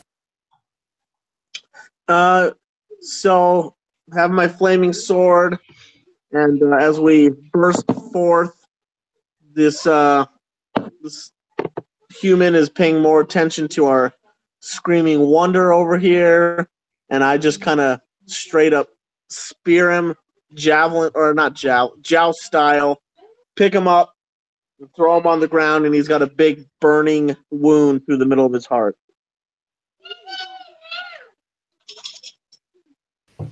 Urtrick, you don't quite kill him, but you get some damage in on the guy that you picked out. What does it look like? He's looking up at the big spear that came out of nowhere.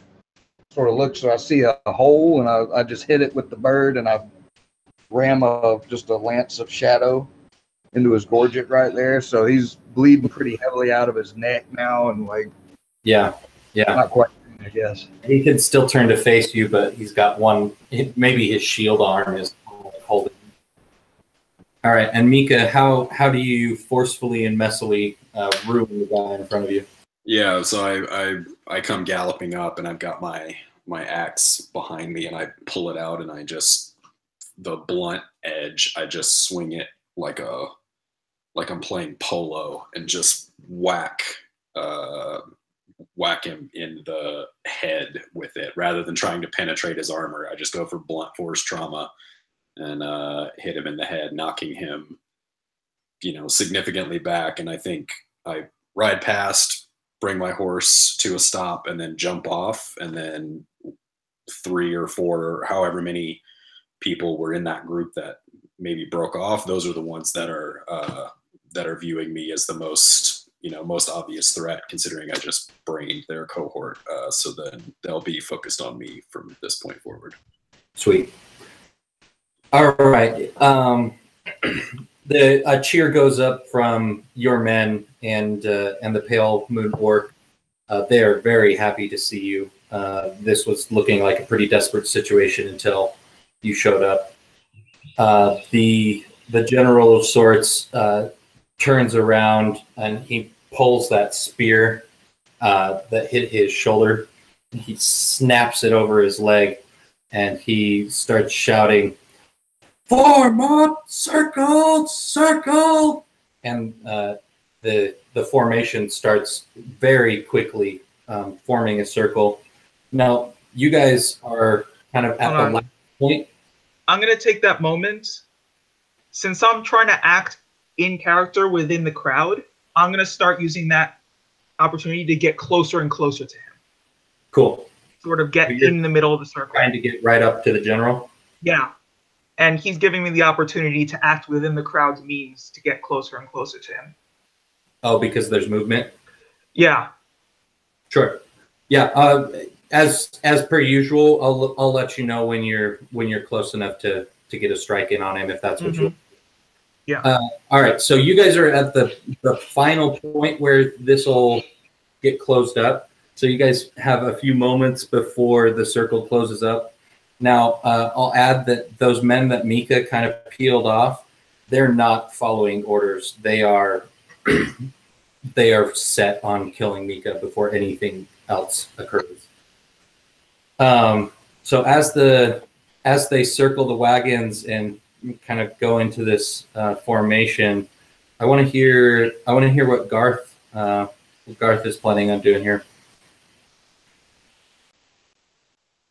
I'd like to actually use my expanded consciousness and get a brief vision of the imminent future, as if I had discerned realities, and whatever a take +1 forward when acting on the answer is.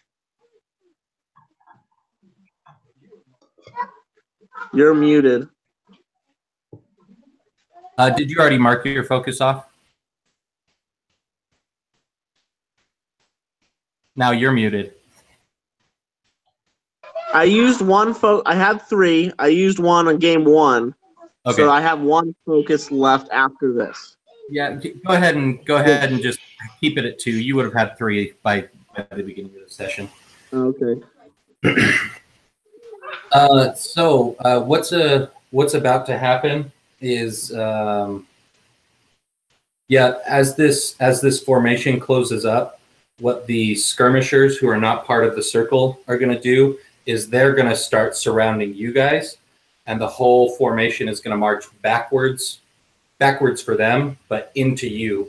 And so they're hoping to roll you guys over and then continue the pitched battle that they already had set up. So that's what does it look like when you're in expanded consciousness? Is this like a flashes of pictures, or what? I kind of see it as like a quick vision into the future, high detail, but like, I don't know, fuzzy on the edges. It's like all cerebral. It's all in my mind. Cool. And I assume you're going to kind of shout that out to everybody in your group? Yes. Yeah. In this case, I definitely want everyone to know that. Cool. So we can all be on the same playing field. Now, since my sword is kind of, I don't know, flaming, double-ended, whatever, am I allowed to try and go after multiple assailants or only one? Yeah. At any time that you want to attack multiple people, you're welcome to do it. You just know that you put yourself at more risk. If the roll goes bad, you're going to have 2 or 3 people stabbing you instead of just 1. Okay, I think my dude would want to have 2 people attack him. However, they're kind of focused on Mika already, so I don't know if he wants to steal too much power, because he kind of likes Mika a little bit. Do you want to throw yourself into that gap that hasn't quite closed up yet and try and keep it open? Yeah. Deal. Cool. So we'll say there's 2 of them that are kind of like entering that gap as you get in there, and let's have a hack and slash roll for you fighting with them. So that'll be plus your intelligence, because you've got that special move. Okay, so what do I roll then? So you'll roll 2d6 plus your intelligence modifier, which is 2.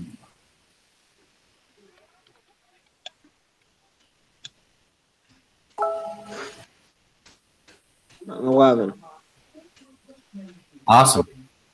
So with that, you can deal your damage to them without them getting a strike back, or you can extra d6 of damage, but they'll be able to hit you. What do you want? No, I'll just take the 2 slashes without any fight back. Cool. So you just roll your damage once, and I'll let you know how many, if any, of them you kill. So I get 1d8 plus 1, correct? Correct.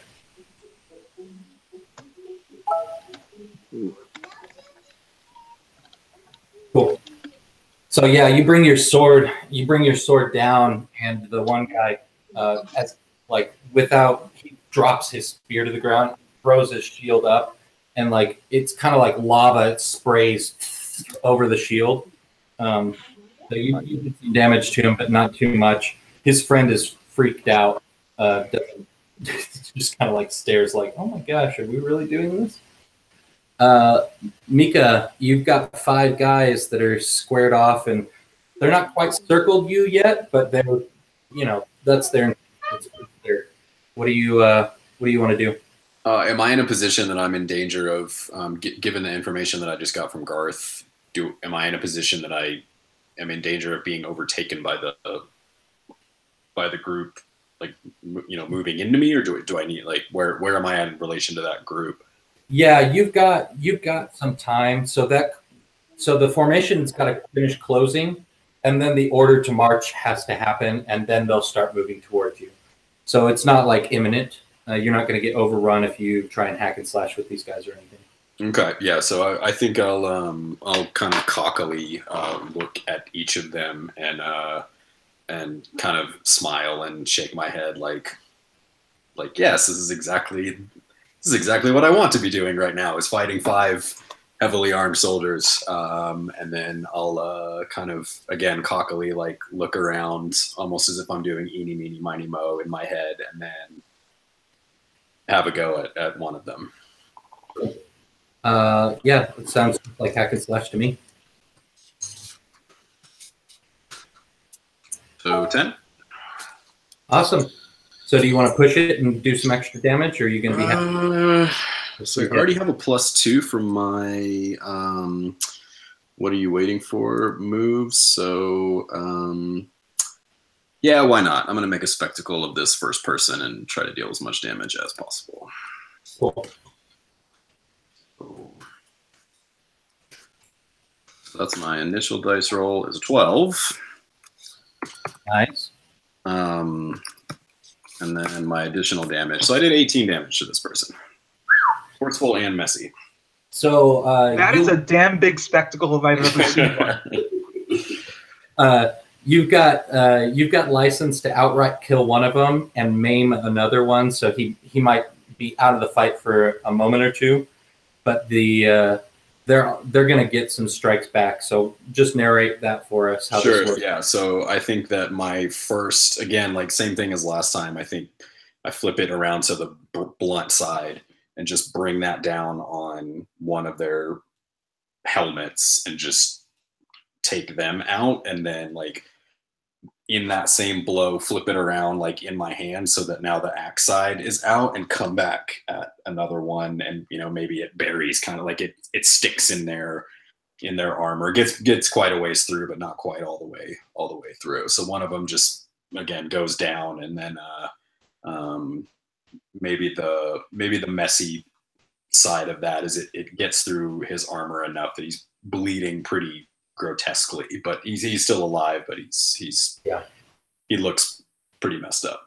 I think that's the opportunity they take to strike back at you. Maybe you sunk it in far enough that it takes you a half a moment to pull it back out, and you're going to take D8 plus 4 damage. Ooh, okay.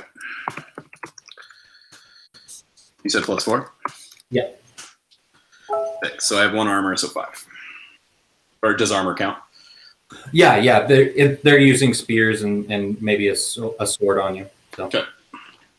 Cool. Let's check in with Ulf. What are you doing? Are you wading into this hand to hand, or have you backed off? What's up? No, I lost my melee weapon. The chief just broke it over his knee. So if there was a front before, so I pulled up, kind of saddled my horse, and I'm now trotting tangential to the battle, and I'm ready to fire.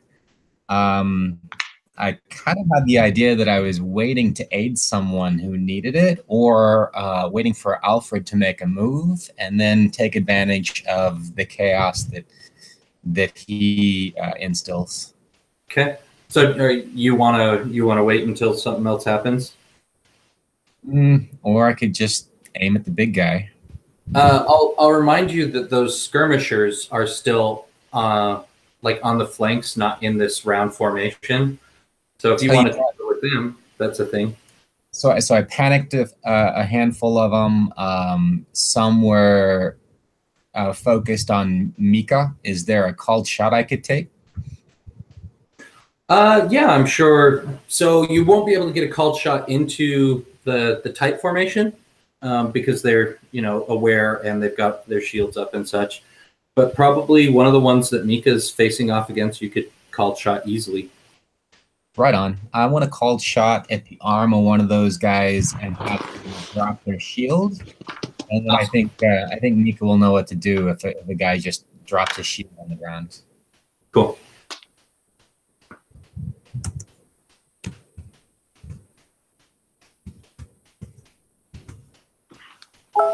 Success. 9. Cool. So that's a partial success. So he'll drop his weapon. So or he'll drop his shield. So keep that in mind, Mika, that one's dead, 3 are alive with shields, and 1 doesn't have a shield. Sounds great. And 1 is maimed. You can't forget that. Yeah. One of the 3 that has a shield is not very well off. All right, Urtrek, what are you doing? This gap is still open because Garth has positioned himself in it and is just like throwing flame sword at people. What are you wanting to do?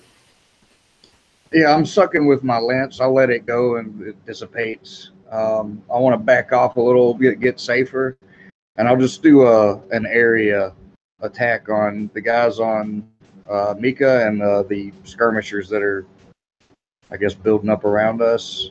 Okay. I think if you want to choose the men immediately around Mika, Mika will be caught in the area. But if you want to just focus on the skirmishers, you'll be able to hit one side, maybe a group of 4 of them. Okay. Yeah, let's do that. So I'll kick my horror bird, and it'll scream, and like mothy insects come swarming out of its mouth and start harassing those guys. And we'll do a black magic roll, which I think is just a. Oh, before you roll, pick the tags that you're doing. I know you picked. Oh yeah, this will be messy and area. Okay, sounds great. 10 is a success. Jeez. So then I'll roll a D8 and a D4, and then it's -2 to this total damage. Okay. I probably should have went for the penetration, but whatever. I get 3 every time I roll D8. Man, this thing's broken. Well, these guys have those hide shields, but they're not as well armored. So, Okay. So that's 2 damage coming at them. Yeah. So each of the 4 skirmishers, they're kind of like you said, they're like locusts that you kind of threw at them, right? Yeah, something along those lines. So they're swatting away the locusts. They're distracted. Doesn't look like they got hurt too badly with your roll there, but saves you some spears flying your way for sure. Now, Ruben, you're stuck in this formation. Let's say there's 2 rows of people between you and the general. He's right smack in the middle of this, hollering out orders. What's your strategy? Again, they're like shoulder to shoulder, shields up, ears out. Well, my strategy for dealing with the general or getting through them? I'm assuming you're still moving towards the general. That's the last. Yes. So yeah, you've got 2 rows of men between you and the general. What are you doing about that? I'm not trying to like alert the men to my presence. I'm more or less trying to squeeze through, sneak around when I can, considering the men may be shoulder to shoulder, but they're probably moving a little bit. It's more like it's a mixture of just like crouching down and sort of moving about and pardon me approach. Okay. If you're going to start bumping into these guys, if you're willing to do that, you're gonna risk being noticed by actually touching them. Okay. All right. In that case, hold on to my thoughts for a moment. I'll see if I can do anything. Otherwise, I'll wait to see if I can get. But do they look like they're going to move anytime soon, or will I have to do something to get get past them? I mean, table knowledge. You know that they're going to start marching towards the way you guys charged from. Right. I don't. Maybe you kind of get the sense of that because you've been in the military long enough. But all right, I'm more or less going to I'm going to be crouching down and sort of set up a sort of trip rope I'm gonna pull out some rope and some stakes from my adventuring gear and Cool. sort of nail them in front of them. Cool. And when they trip over, I'm gonna jump over them and. Sounds great. So you're going to do that in front of the row. So as they march back towards your friends. Yeah, would that count as a use of the adventuring gear? Yeah. Use an adventuring gear, and then I think the challenge there is getting those stakes in the ground deep enough that these men are going to trip over it. So let's have a defy danger strength there. All right. Just a second. Let me actually see if I have something here that I could. You know what? Actually, Ruben, I just realized if you're going to be hammering, that's a pretty noticeable action too. So I think that would reveal you banging something in front of their feet. All right. So would me just holding it sort of work instead? Like, would they notice me if they just tripped? What if you tied their shoelaces together? The old classic trick. I damn wish that was a thing. What if I fired an arrow into the ground that you could use as a stake on one side, and you could That would be good, but it would be table knowledge. Yeah, that's exactly what I was thinking. Your character doesn't see him. So Actually, I think I might have an idea. Okay. So, is there anyone dead nearby? Yeah, I'm sure there's somebody who's fallen to the ground, dead or wounded. Yeah. Mm-hmm. All right. So, I'm gonna see if I can do something with that. All right. I'm gonna go over to the dead person. I'm not gonna hammer anything in there. Instead, what I'm gonna do is I'm going to hook in my battle hook into the flesh. And then you're going to kind of pull the line top that way. Yeah. Okay. Yeah, that goes out without you getting noticed. That's right. All right. When I feel like I was just like assigned to solve a puzzle. I'll say this though, when they trip over it, I'm going to have you make some kind of a roll to see a dexterity roll to get out of sight. Will that work? Something like that. We'll see how it flows into fiction. But okay. Just for you holding onto that rope, there's going to be some kind of challenge to it. Okay, fair enough. Cool. All right.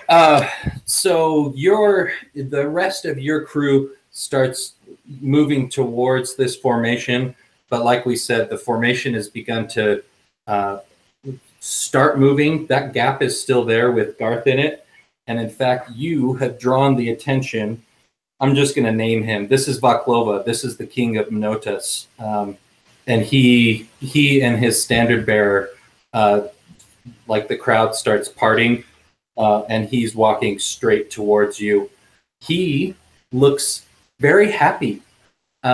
He almost looks like Santa Claus's eyes, like very gleeful about the whole situation. He doesn't have a sword out. He just has the shield that matches pretty similarly the other shields you've seen, and it's got a spike on the bottom. And you get the impression, because there's blood on the spike, that he likes to drive that into people. So as he walks towards you gleefully, the shield begins to glow, and I'm gonna have you. Yeah, what do you do as the shield begins to glow? What's going through your head? How are you thinking about overcoming what's coming next?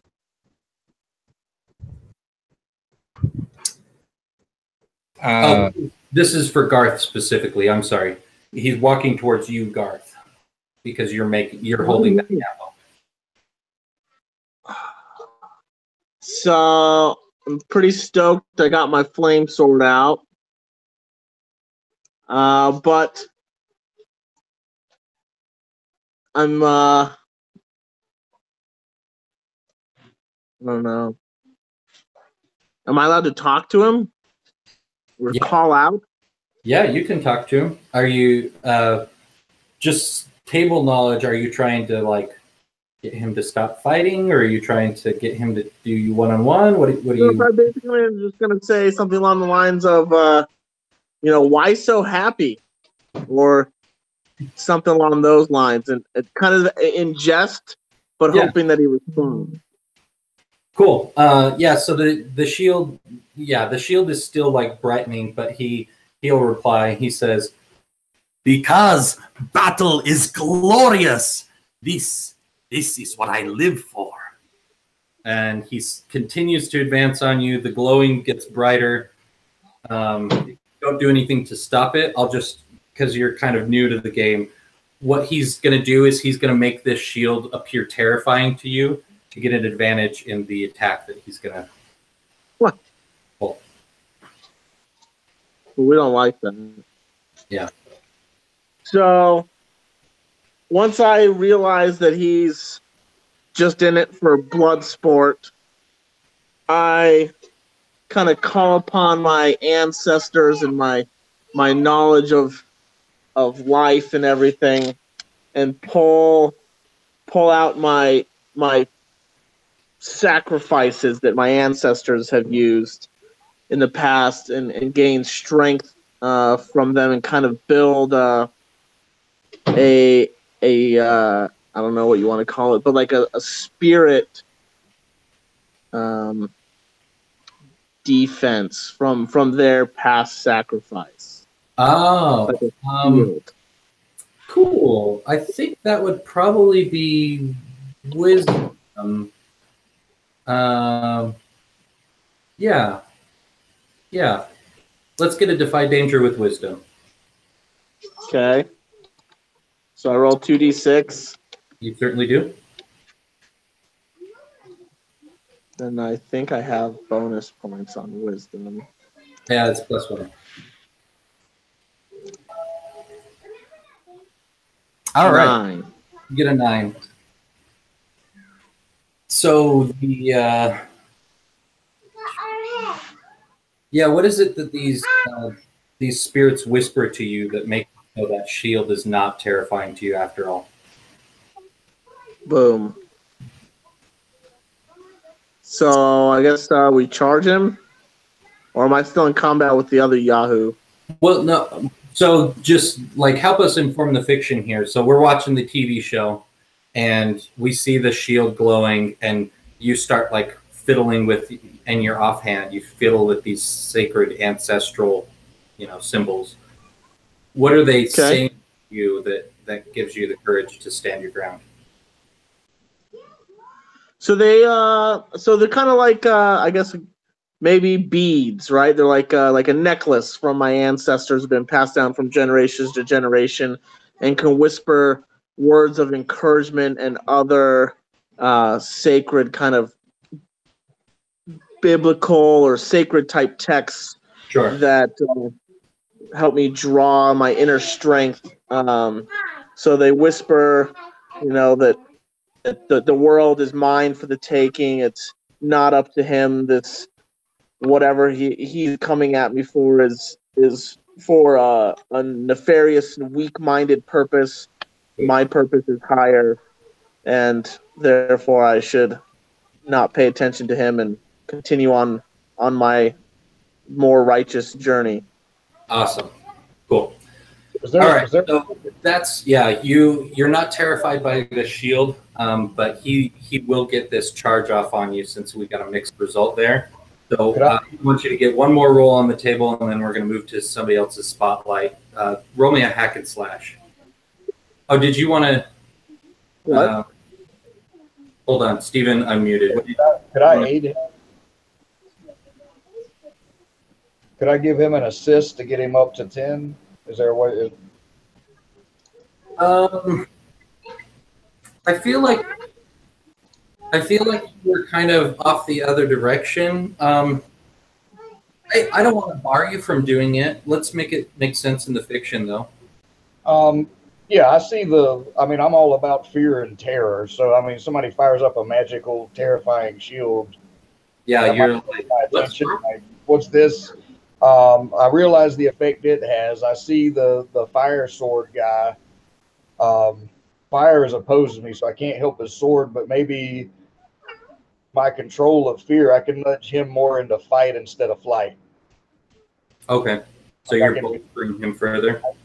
Yeah, I can manipulate his fear. Oh, since fear is in your realm, you can dial it up or down. Let me. Yeah, like, when you're really scared, you have to have the fight or flight response, and that guy's probably trying to get him off his game. I'm going to just push him in the fight instead of flight. Let me double check your spell focus here, because I think that might be. I have to take care of this. Hold on. Yeah, I don't think that quite works because you're opposed to casting spells that aren't horrifying. I think not being afraid is not. So could he cast a horrifying spell towards Shield Man that maybe makes him waver in his shielded? Oh, he doesn't get the charge off? Yeah. Okay, sure. You're muted. Yeah, maybe reduce his immunity so the shield's hitting him too. Like what? Cool. Yeah. Go ahead and that'll be a cast a spell, right? Or no, that's an aid. Sorry, aid plus your intelligence.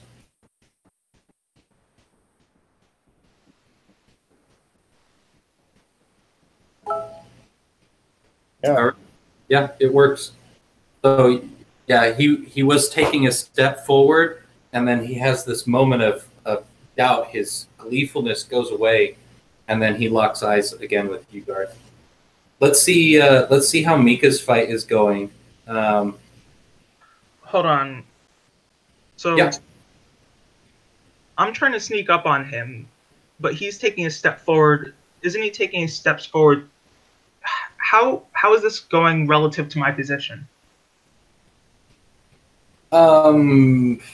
You're probably near to him, but not within hand reach. So, if you'd like to move quickly and reveal yourself, you can take an action against him right now. If you want to sneak up on him a little more, then it'll take you some time because you've got to move with the crowd and be careful not to bump into shields. As long as it would count as a sort of a free hit, if you will. Yeah, I mean, if you're going to get a complete surprise on him, it's just going to be a roll your damage. Yes. Okay. Because what I'm going to do isn't even an attack per se. I'm gonna basically reach into my adventuring gear, pull out 2 bottles of oil, and throw them at him. Okay, so you want to toss them to him now? Basically, dump oil all over him. Okay, that'll reveal your position, definitely. Oh, that's fine by me. Because next I'm going to pull out a torch. Okay, so you've got... Of course, I'll wait till that, but... Oh, okay, sorry. I thought you were saying you were throwing them at him right now. No. Okay, yeah, then you sneak closer, I basically just douse him entirely with oil. Like, his armor is just dripping with it. It's soaked into the leather, hides, and... Now, when it comes back around to you, because that's going to take a few moments in the fiction, the other people have some time to do things, but yeah, when it comes back to you, we'll let you pour it on him. You'll be sneaking at this moment. Mm-hmm. Okay, so Mika, what are you doing? You've still got 4 of them against you, 3.5 if we want to call it that. Yeah, I mean, I see, Wolf's arrow strike one of the soldiers in the hand, so that he or she drops their shield, and I take a swing. I'm going to try to exploit that weakness and the weakness of the person I've already wounded to try to reduce the number from the initial 5 down to 2. So I'm going to attack with my axe. 7. Cool. So we got a mixed result on hack and slash. Go ahead and roll your damage, and then roll a D8 plus 3 for that. So my damage is 9. Sweet.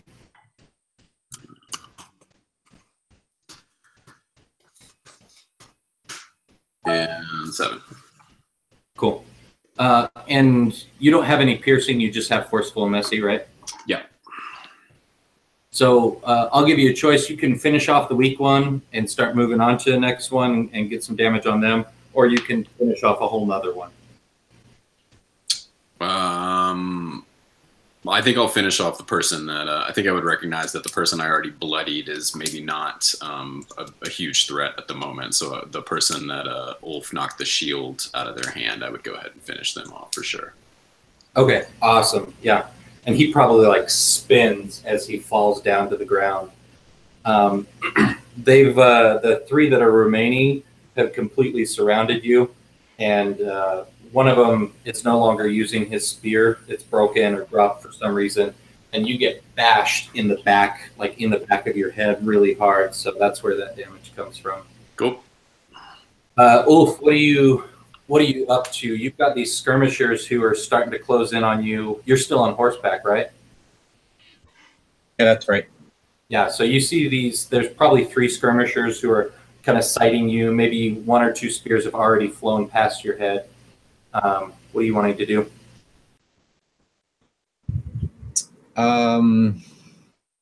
They're on foot, and they're throwing spears.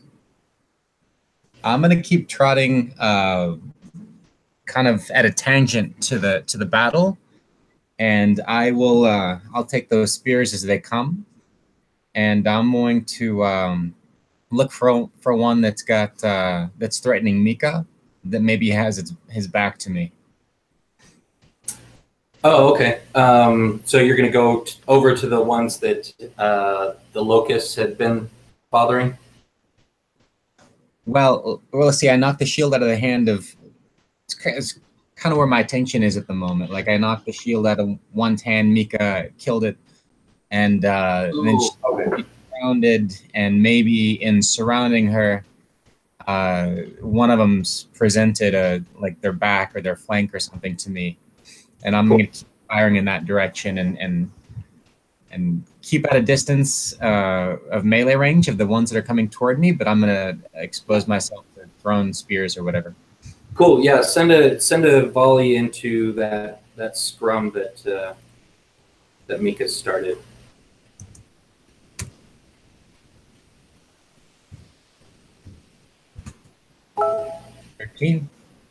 Beautiful. Let's see your damage on it.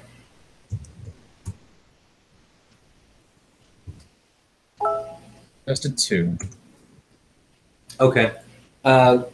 Let's have you bury it into the one who's already wounded, and he falls to the ground. He's still like breathing, but he's out of the action. Does that sound fair? Oh yeah. Cool. And I want you to also roll 2d6 with 1 piercing. And this is the damage you're going to take from the skirmishers. 9 + 1 is 10.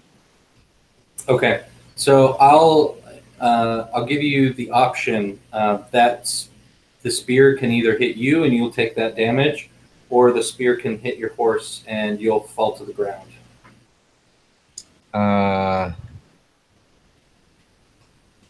I think the horse will take it and I'll fall.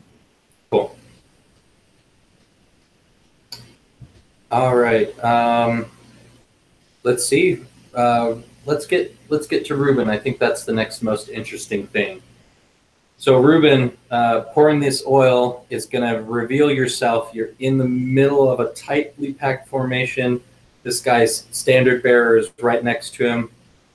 Go. Tell us how it goes. So Alva, pouring on the oil, quickly pulls out a lit torch and says, "Well, hold on.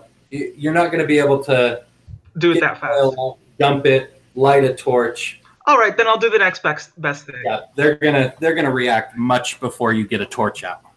Okay, that's fine. So after I done the oil, how would you say, how many seconds would you say I have? I think you have time to pour oil and start to pull out a torch, or do 1/2 action of anything else. I was thinking I might switch a mask. Yeah, if you want to, instead of pouring a torch, or lighting a torch, you can switch to your other mask. That's fair. Yeah, I will. And then I'll start trying to dodge. I know I can't get past the circle I'm already in, but I'm sort of gonna take it. I'm gonna take command of it. I'm gonna use it as my little arena. Okay. I don't care that I'm not getting out. This is my fighting ground now. Cool. So yeah, this oil. Are you doing? Did you say 2 uses, or are you just doing 1 use of adventure? I'm doing 2 uses just to make sure I cover his, like, at least down to the torso. Like, I'm making sure his entire body is just soaked. Yeah, he looks pretty bewildered by this. He's like, "What the heck?" And he sees you and he says, "We've got a sneaky one, everybody!" And you're doing that like mass switching thing. So there's kind of like that light and the blur as you're switching masks. And his standard bearer, I'll give you a description of her real quick. She, unlike everybody else, is not armored. She's wearing a very nice silk shirt. She's got purple skin and like pearlescent colored hair. And she's got dueling gloves on. She stabs the banner into the ground, and she pulls out a rapier and a dueling knife, and she starts positioning to come at you. What are you doing? I laugh a little, and I give Alpha a little chuckle, and I say, "This one looks like she has some honor. Why don't you toss one of those dueling knives to me?" I don't honor those who sneak into my lines. You've got your own weapons. You've got 1 second. And with that, I pull out the battle hook and take a stance back, sort of getting ready to dodge back and forth, see what I can do. This combat is mine, basically. Cool. Just to clarify, are you looking for an opening to get a swing in on her, or are you just focused on protecting yourself? I'm mostly focused on protecting myself for the time being, because for now the oil wasn't necessarily just for my benefit. The torch was a little show. This guy's picked a fight with a guy with a giant flaming sword. Yeah, definitely. I think this more or less screws him over if he continues this way. Okay, so the reason I was asking that question to clarify is I'm trying to figure out if this is a hack and slash or if this is a defy danger. Fair enough. So you tell me. Yeah, no, I'm more going. I say I'm going to battle, but the truth is I'm not trying to kill her necessarily. Cool. Did you want to? It just looks like it.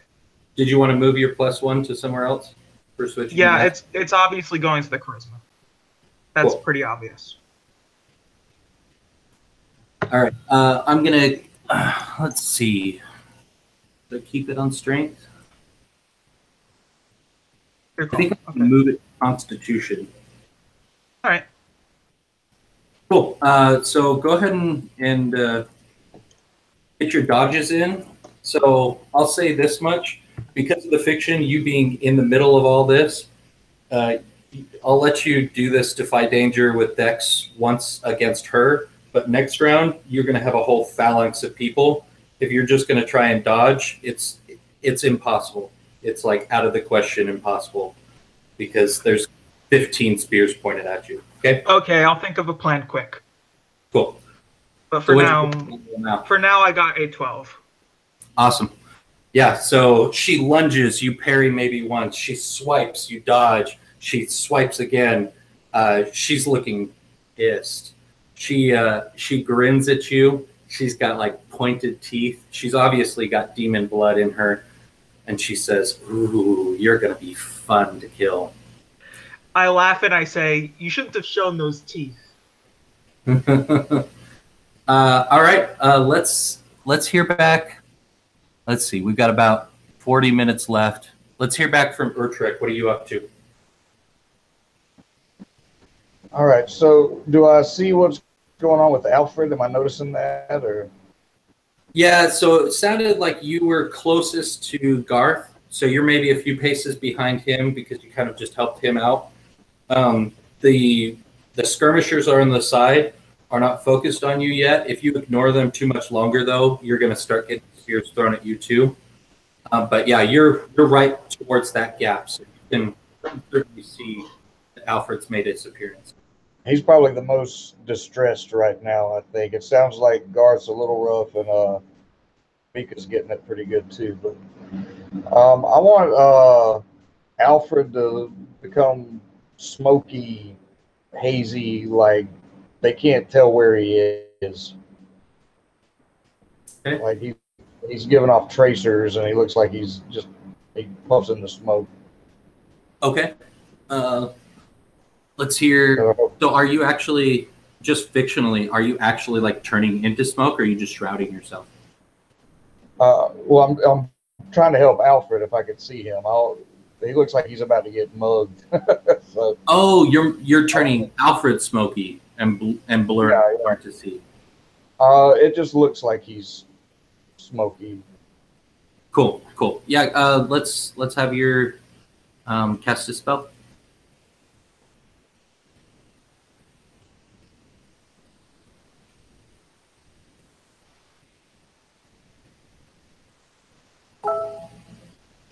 Ugh. Okay. That's a 6. By the way. Give me a moment to think of how that's going to work in the fiction.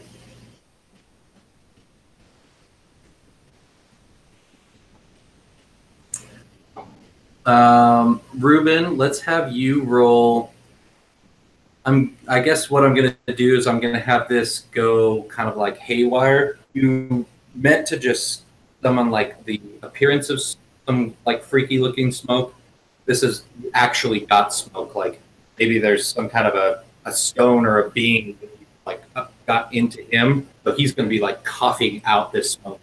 So let's have Alfred roll a Constitution to see how badly this affects him.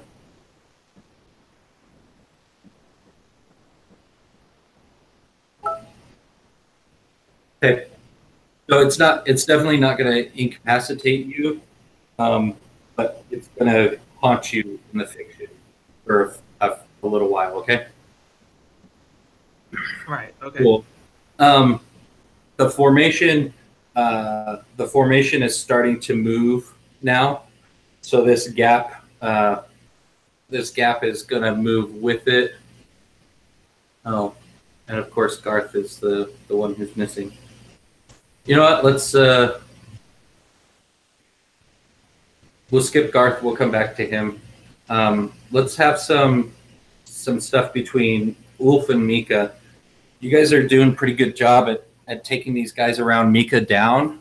The skirmishers are getting a bead though on Mika.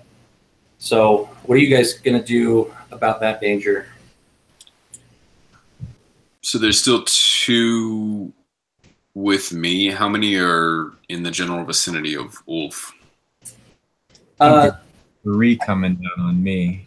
Yeah, I think Ulf he's out of like melee area, but there's 3. Well, I'm kind of imagining. All right, so let's put the camera from where you guys charged into the back of the formation. I'm imagining 3 of them that had some locusty stuff happening off to this side, and then 4 of them that Ulf had outrun on his horse off to that side. So it's really those 3 skirmishers on this side that are the threat to you guys. 3 total.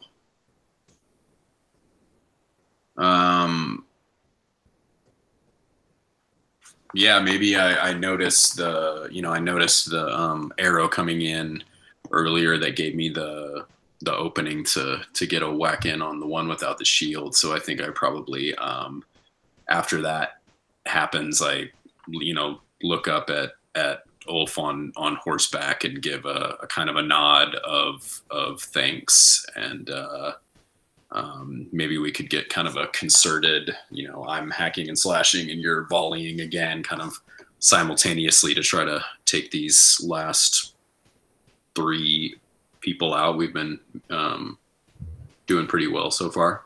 Cool. So you just want to focus on finishing the melee combatants out? Yeah, I mean, if we can get rid of these, that we're engaged with, then we can maybe join the rest of our compatriots in, dealing with seems like the main threat is happening away from where we are currently. So but I'm down off my horse, right? Oh, I forgot that you had fallen off your horse. The horse took the spear, and the way I thought I saw it is the 3 that were focused on me are now like prodding towards me, and I'm on foot. Oh, could I see that happen from my position? Yeah, totally. Oh yeah, then I'll make a break for I'll see your horse go down, and maybe I see your horse, but I don't see what happens to you. But I just know that you've gone down, and that these other people are bearing down on you, and maybe similarly to earlier when I called out to try to get the initial group's attention, rather than letting them bear down on you, I'm gonna cry out and try to get them to turn their focus onto me instead. Okay. So yeah, you're gonna use your call out. I wanna keep those 3 focused on me. So then I'll basically end up with everyone focused on me. So it's a 7. So that means only rather than all of them being focused on me, only the sort of weakest or most easily kind of swayed are focused on me. So that's up to you how many of them will. The skirmishers are definitely the weakest, most cowardly. They come from a lower station than the rest of these men. The others are, table knowledge. This is the royal bodyguard of the king, and so these skirmishers are definitely the weakest. So I think you still get all the attention of them. What I'll do with that 7 is I will I'll use it on Garth in a few moments when he gets back. Cool. So that should give Ulf enough time to get back up and ready to they're not going to get the drop on him since he's fallen off his horse. So I imagined you stepping away from the 2 that were right there with you, right? Yep. Hollering out to them. So you're going to take some damage from the skirmishers. Okay.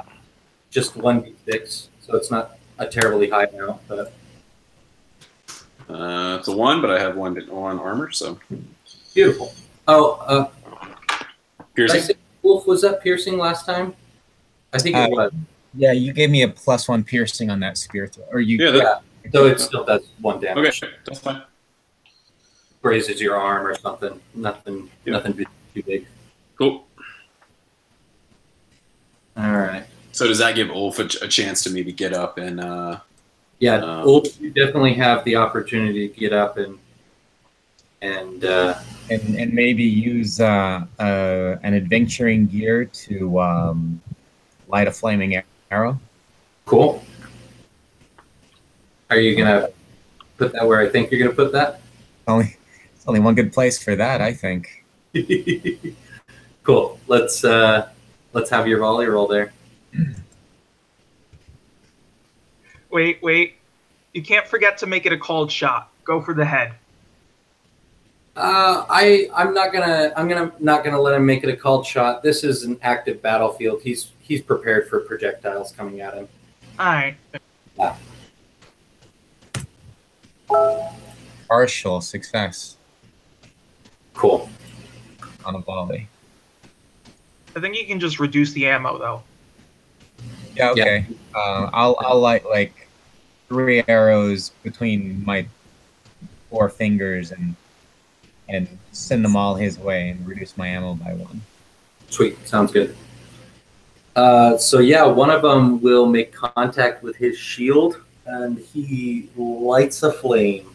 And that's magic piercing too, so maybe that has some adverse effect on his magic shield.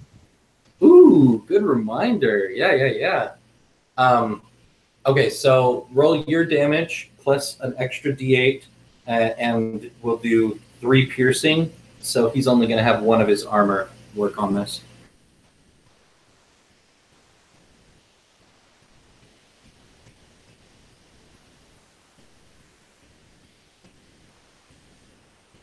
You said my damage plus an extra d8?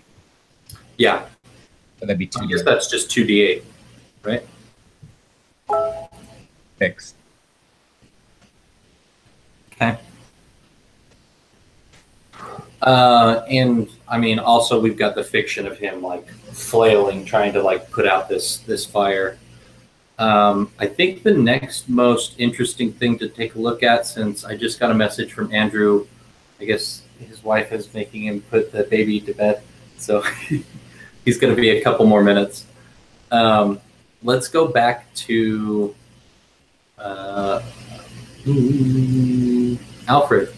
You'd think I'd been with you the longest. I would remember your character's name for once. Mm-hmm. All right, Alfred. So last we saw you, you had gotten the ire of this purple demon woman, and they were starting to level spears and close in on you. What are you doing? So as I was dodging her, I've been looking around, sort of assessing the guards all around me, and I home in on two specific guards that are standing seemingly just the right way I need them. Okay. And I rush towards them, pull out my grappling hook, and I try to wrap it around the two. Okay. To what end? I'm trying to basically pull them off balance and at the same time ram into them, so I can sort of barrel my way through. Okay. And are you trying to get back towards Garth, or are you going the other direction, deeper into the... Whichever way the walls look thinnest. Probably back towards Garth. All right, then towards Garth it is. Cool. I So think I'm trying to basically, just for a moment, get them to sort of lose balance and lower their spears just so I can get the opportune push. Yeah, in. I think that's quick thinking that we're doing there. Because I think it's more reliant on you picking out the right people and getting the right angle than it is on I thought you were going to say it's volley with the hook, but all right. Oh, you're trying to throw it at them? Well, I can't just wrap it around them. They're not standing still. I have to sort of lasso them.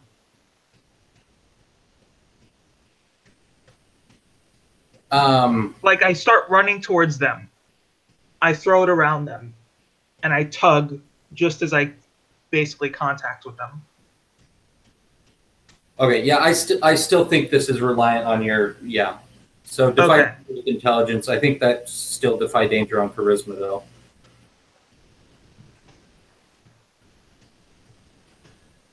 Okay, thank goodness I got a 12, because I swear if I did even a partial success on this is freaking dangerous. Well, even a full success, you've given me a golden opportunity, so you're not getting out of this scotch-free. I expect no less. This is like a death trap. This is an absolute death trap. So I would expect to take damage, lose something, etc. Yeah. So yeah, we'll let you wrap up those two guys, and you kind of like leverage, and I'm imagining you like pinning yourself against the shield and like rolling over them or something. Does that sound cool? Yeah. This standard bearer though is gonna get a hold of your shirt from behind, and the parrying dagger is gonna go straight into your back. So you're gonna take a D12 plus 1. Okay. I'm just gonna take away the 1 because I have 1 armor. That's a 10. All right. Well, Garth, you missed your opportunity to light somebody on fire. So what happened since you were gone basically is Baklova got covered in oil, and a flaming arrow hit his shield, and he's like burst to flame. They did some decent damage. I think 5 damage to him is what we ended up with. And you kind of heard the situation with Alfred. And what are you doing while he tries to pat out these flames? I'll say this, that the men around him, like before this was you versus him, but it's clear that this is not you versus him anymore, and so they're starting to join the fight too. So what do you want to do, Garth? I still think that he's got to be the greatest danger and the greatest threat on the field.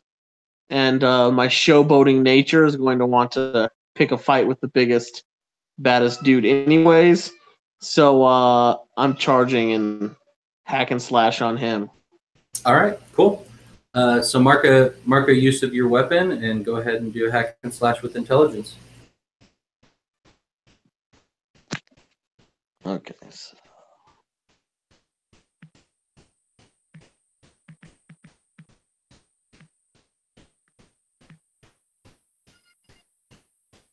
Did you get kicked out of the computer? Yeah. Does it not work on this? Bummer. Didn't work the way you typed it. Do you have to type it the other way? I don't know. I've never actually used that function.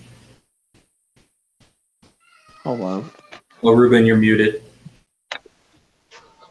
I type it, but I don't use a space between the plus. Oh, maybe.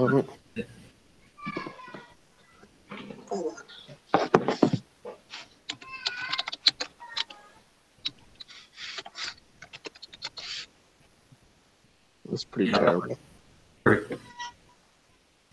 Ooh, okay.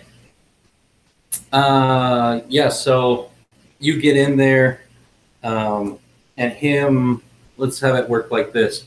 You start sparring with him, he blocks one, he blocks two of your blows, and in him, like this quick movement that you're forcing him to do puts the fire out on him. He's still smoldering, but he's not lit aflame. And he's going to get a pretty good blow on you and knock you onto your back. I'm not going to have it do damage because what I'm going to have it do is I'm going to have him get position over the top of you with the point of his shield resting on your chest. And he shouts out, "Listen, we didn't want to fight. We're here. We're marching to Toonberg. But if you value your friend, you'll stop now."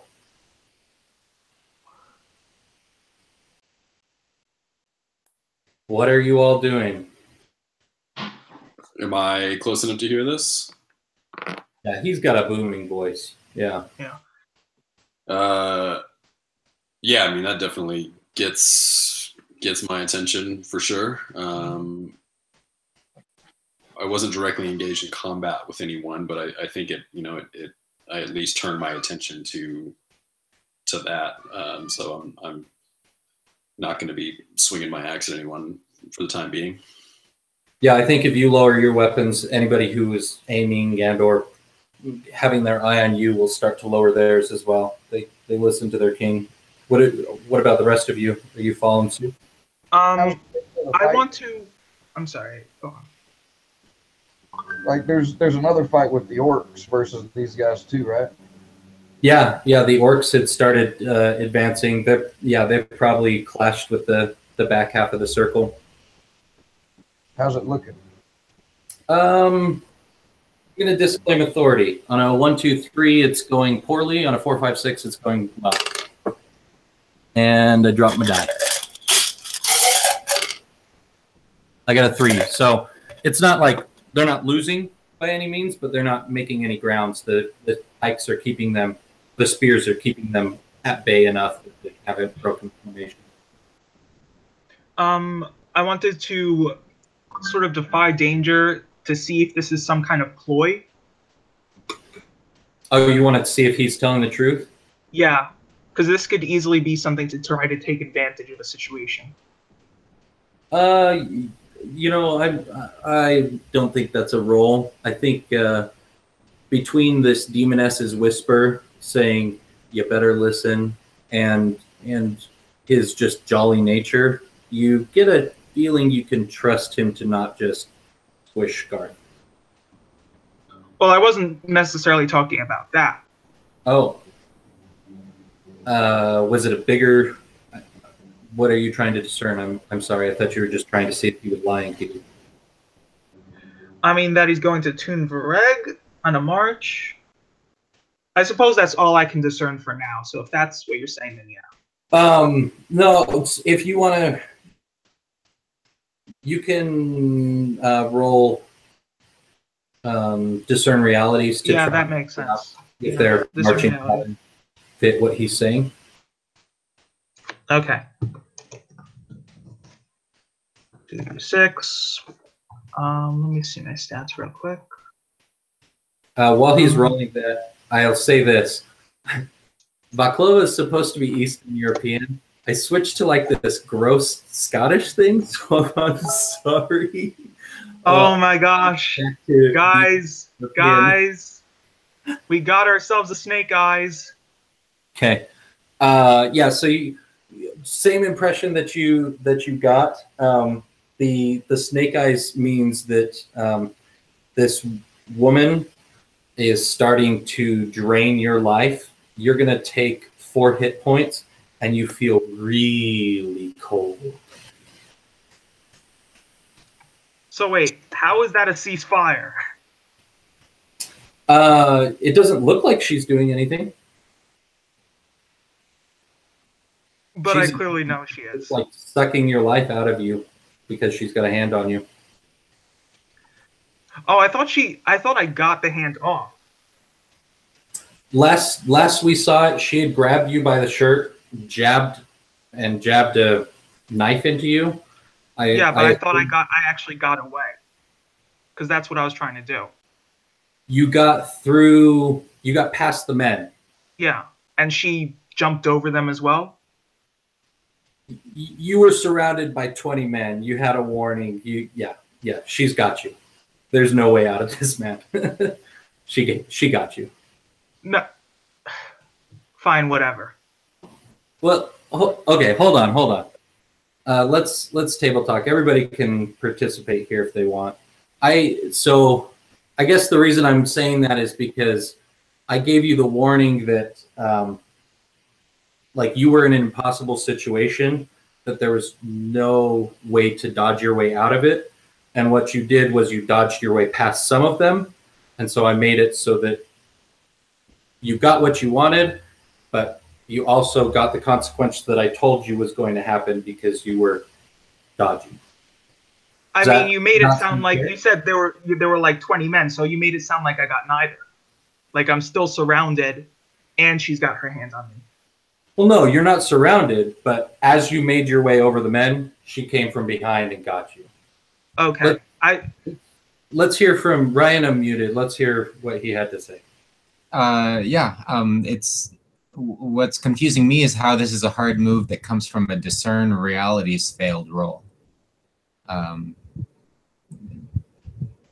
not saying there's anything wrong with the hard move. It's just weird how we got here from discern realities. It was a snake eyes though, so. Yeah, so what I use most of my 6s for is to move fronts forward. And so the front that I guess had kind of started with him sparring with her was that she had the intention to claim him. Yeah, at this point, I think I got a better idea. I'm going to spend one of my adventuring gears. I'm going to look her in the eye, and I'm going to use the holy water as leverage over her to get her the fuck off me. Okay, that will start the fight back up. So Garth is going to get a...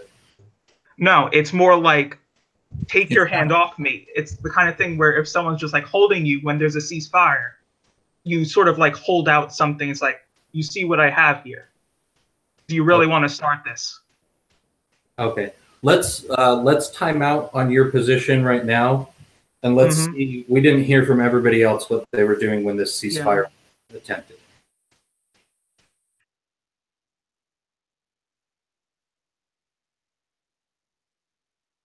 Urtrek, what were you doing when the ceasefire was called out? Well, my last action was I was trying to help Alfred, but kind of screwed him up a little bit. I don't know. Would I be able to tell that she's doing something to him? Like, would I have a? Yeah, I think you've got some kind of move where it, like, yeah, I think it makes sense that you would feel there's something magical going on there. Yeah. Like she's draining him?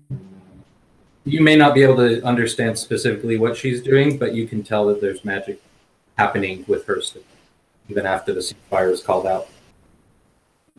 I don't have counter spell.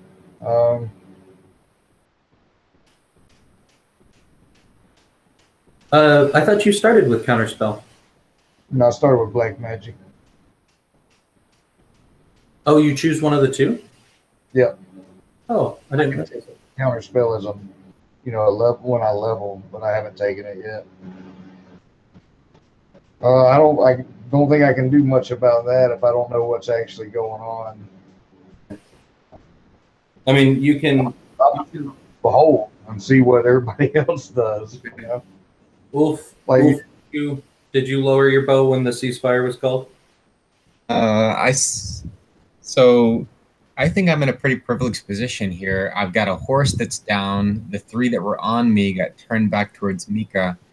I was probably standing when I fired the flaming arrows, but since then I probably dropped to like a prone position, and I'm just like there, leaning on the dead horse, waiting to see what happens. Okay, so you're not firing, but okay. So, all right, let's back out of the fiction again for a second, because Ruben, it felt like you were pretty upset with where we got to. Because I want to make sure that this isn't like a thing. So go ahead, say what you're going to say. My objective when I tried to get out of there was to 1, get away from her, and 2, get out of the circle. Yeah. When you told me I rolled over the guards, I was like, great. So I rolled out of there. She was after me. But did she like jump over or anything like that? When you said she grabbed me, I sort of imagined it like she stabbed me, but I didn't stop running. I didn't have the intention of stop running. So I sort of thought you meant she was still in the circle. Okay, so when you said like she was suddenly there, I felt like I was just trying to run away from an inescapable enemy, because some enemy I thought I already escaped was suddenly just right next to me. Okay, so the reason I had her, even after the 12, the reason I had her still be able to grab you and get some damage in on you was the damage was fine. The fact that she's still next to me was what was the problem. Okay, because I'm trying to escape, and I clearly didn't escape at all. Because the biggest threat, one of the biggest threats is her. And even on a success, she dealt her damage and she's still next to me to deal another damage. I have to make another roll and hope I don't fail while having literally half my HP. I'm gonna stop the broadcast if y'all don't mind, and then let's just roll straight into Roses and Thorns, because I think we're already there. Okay.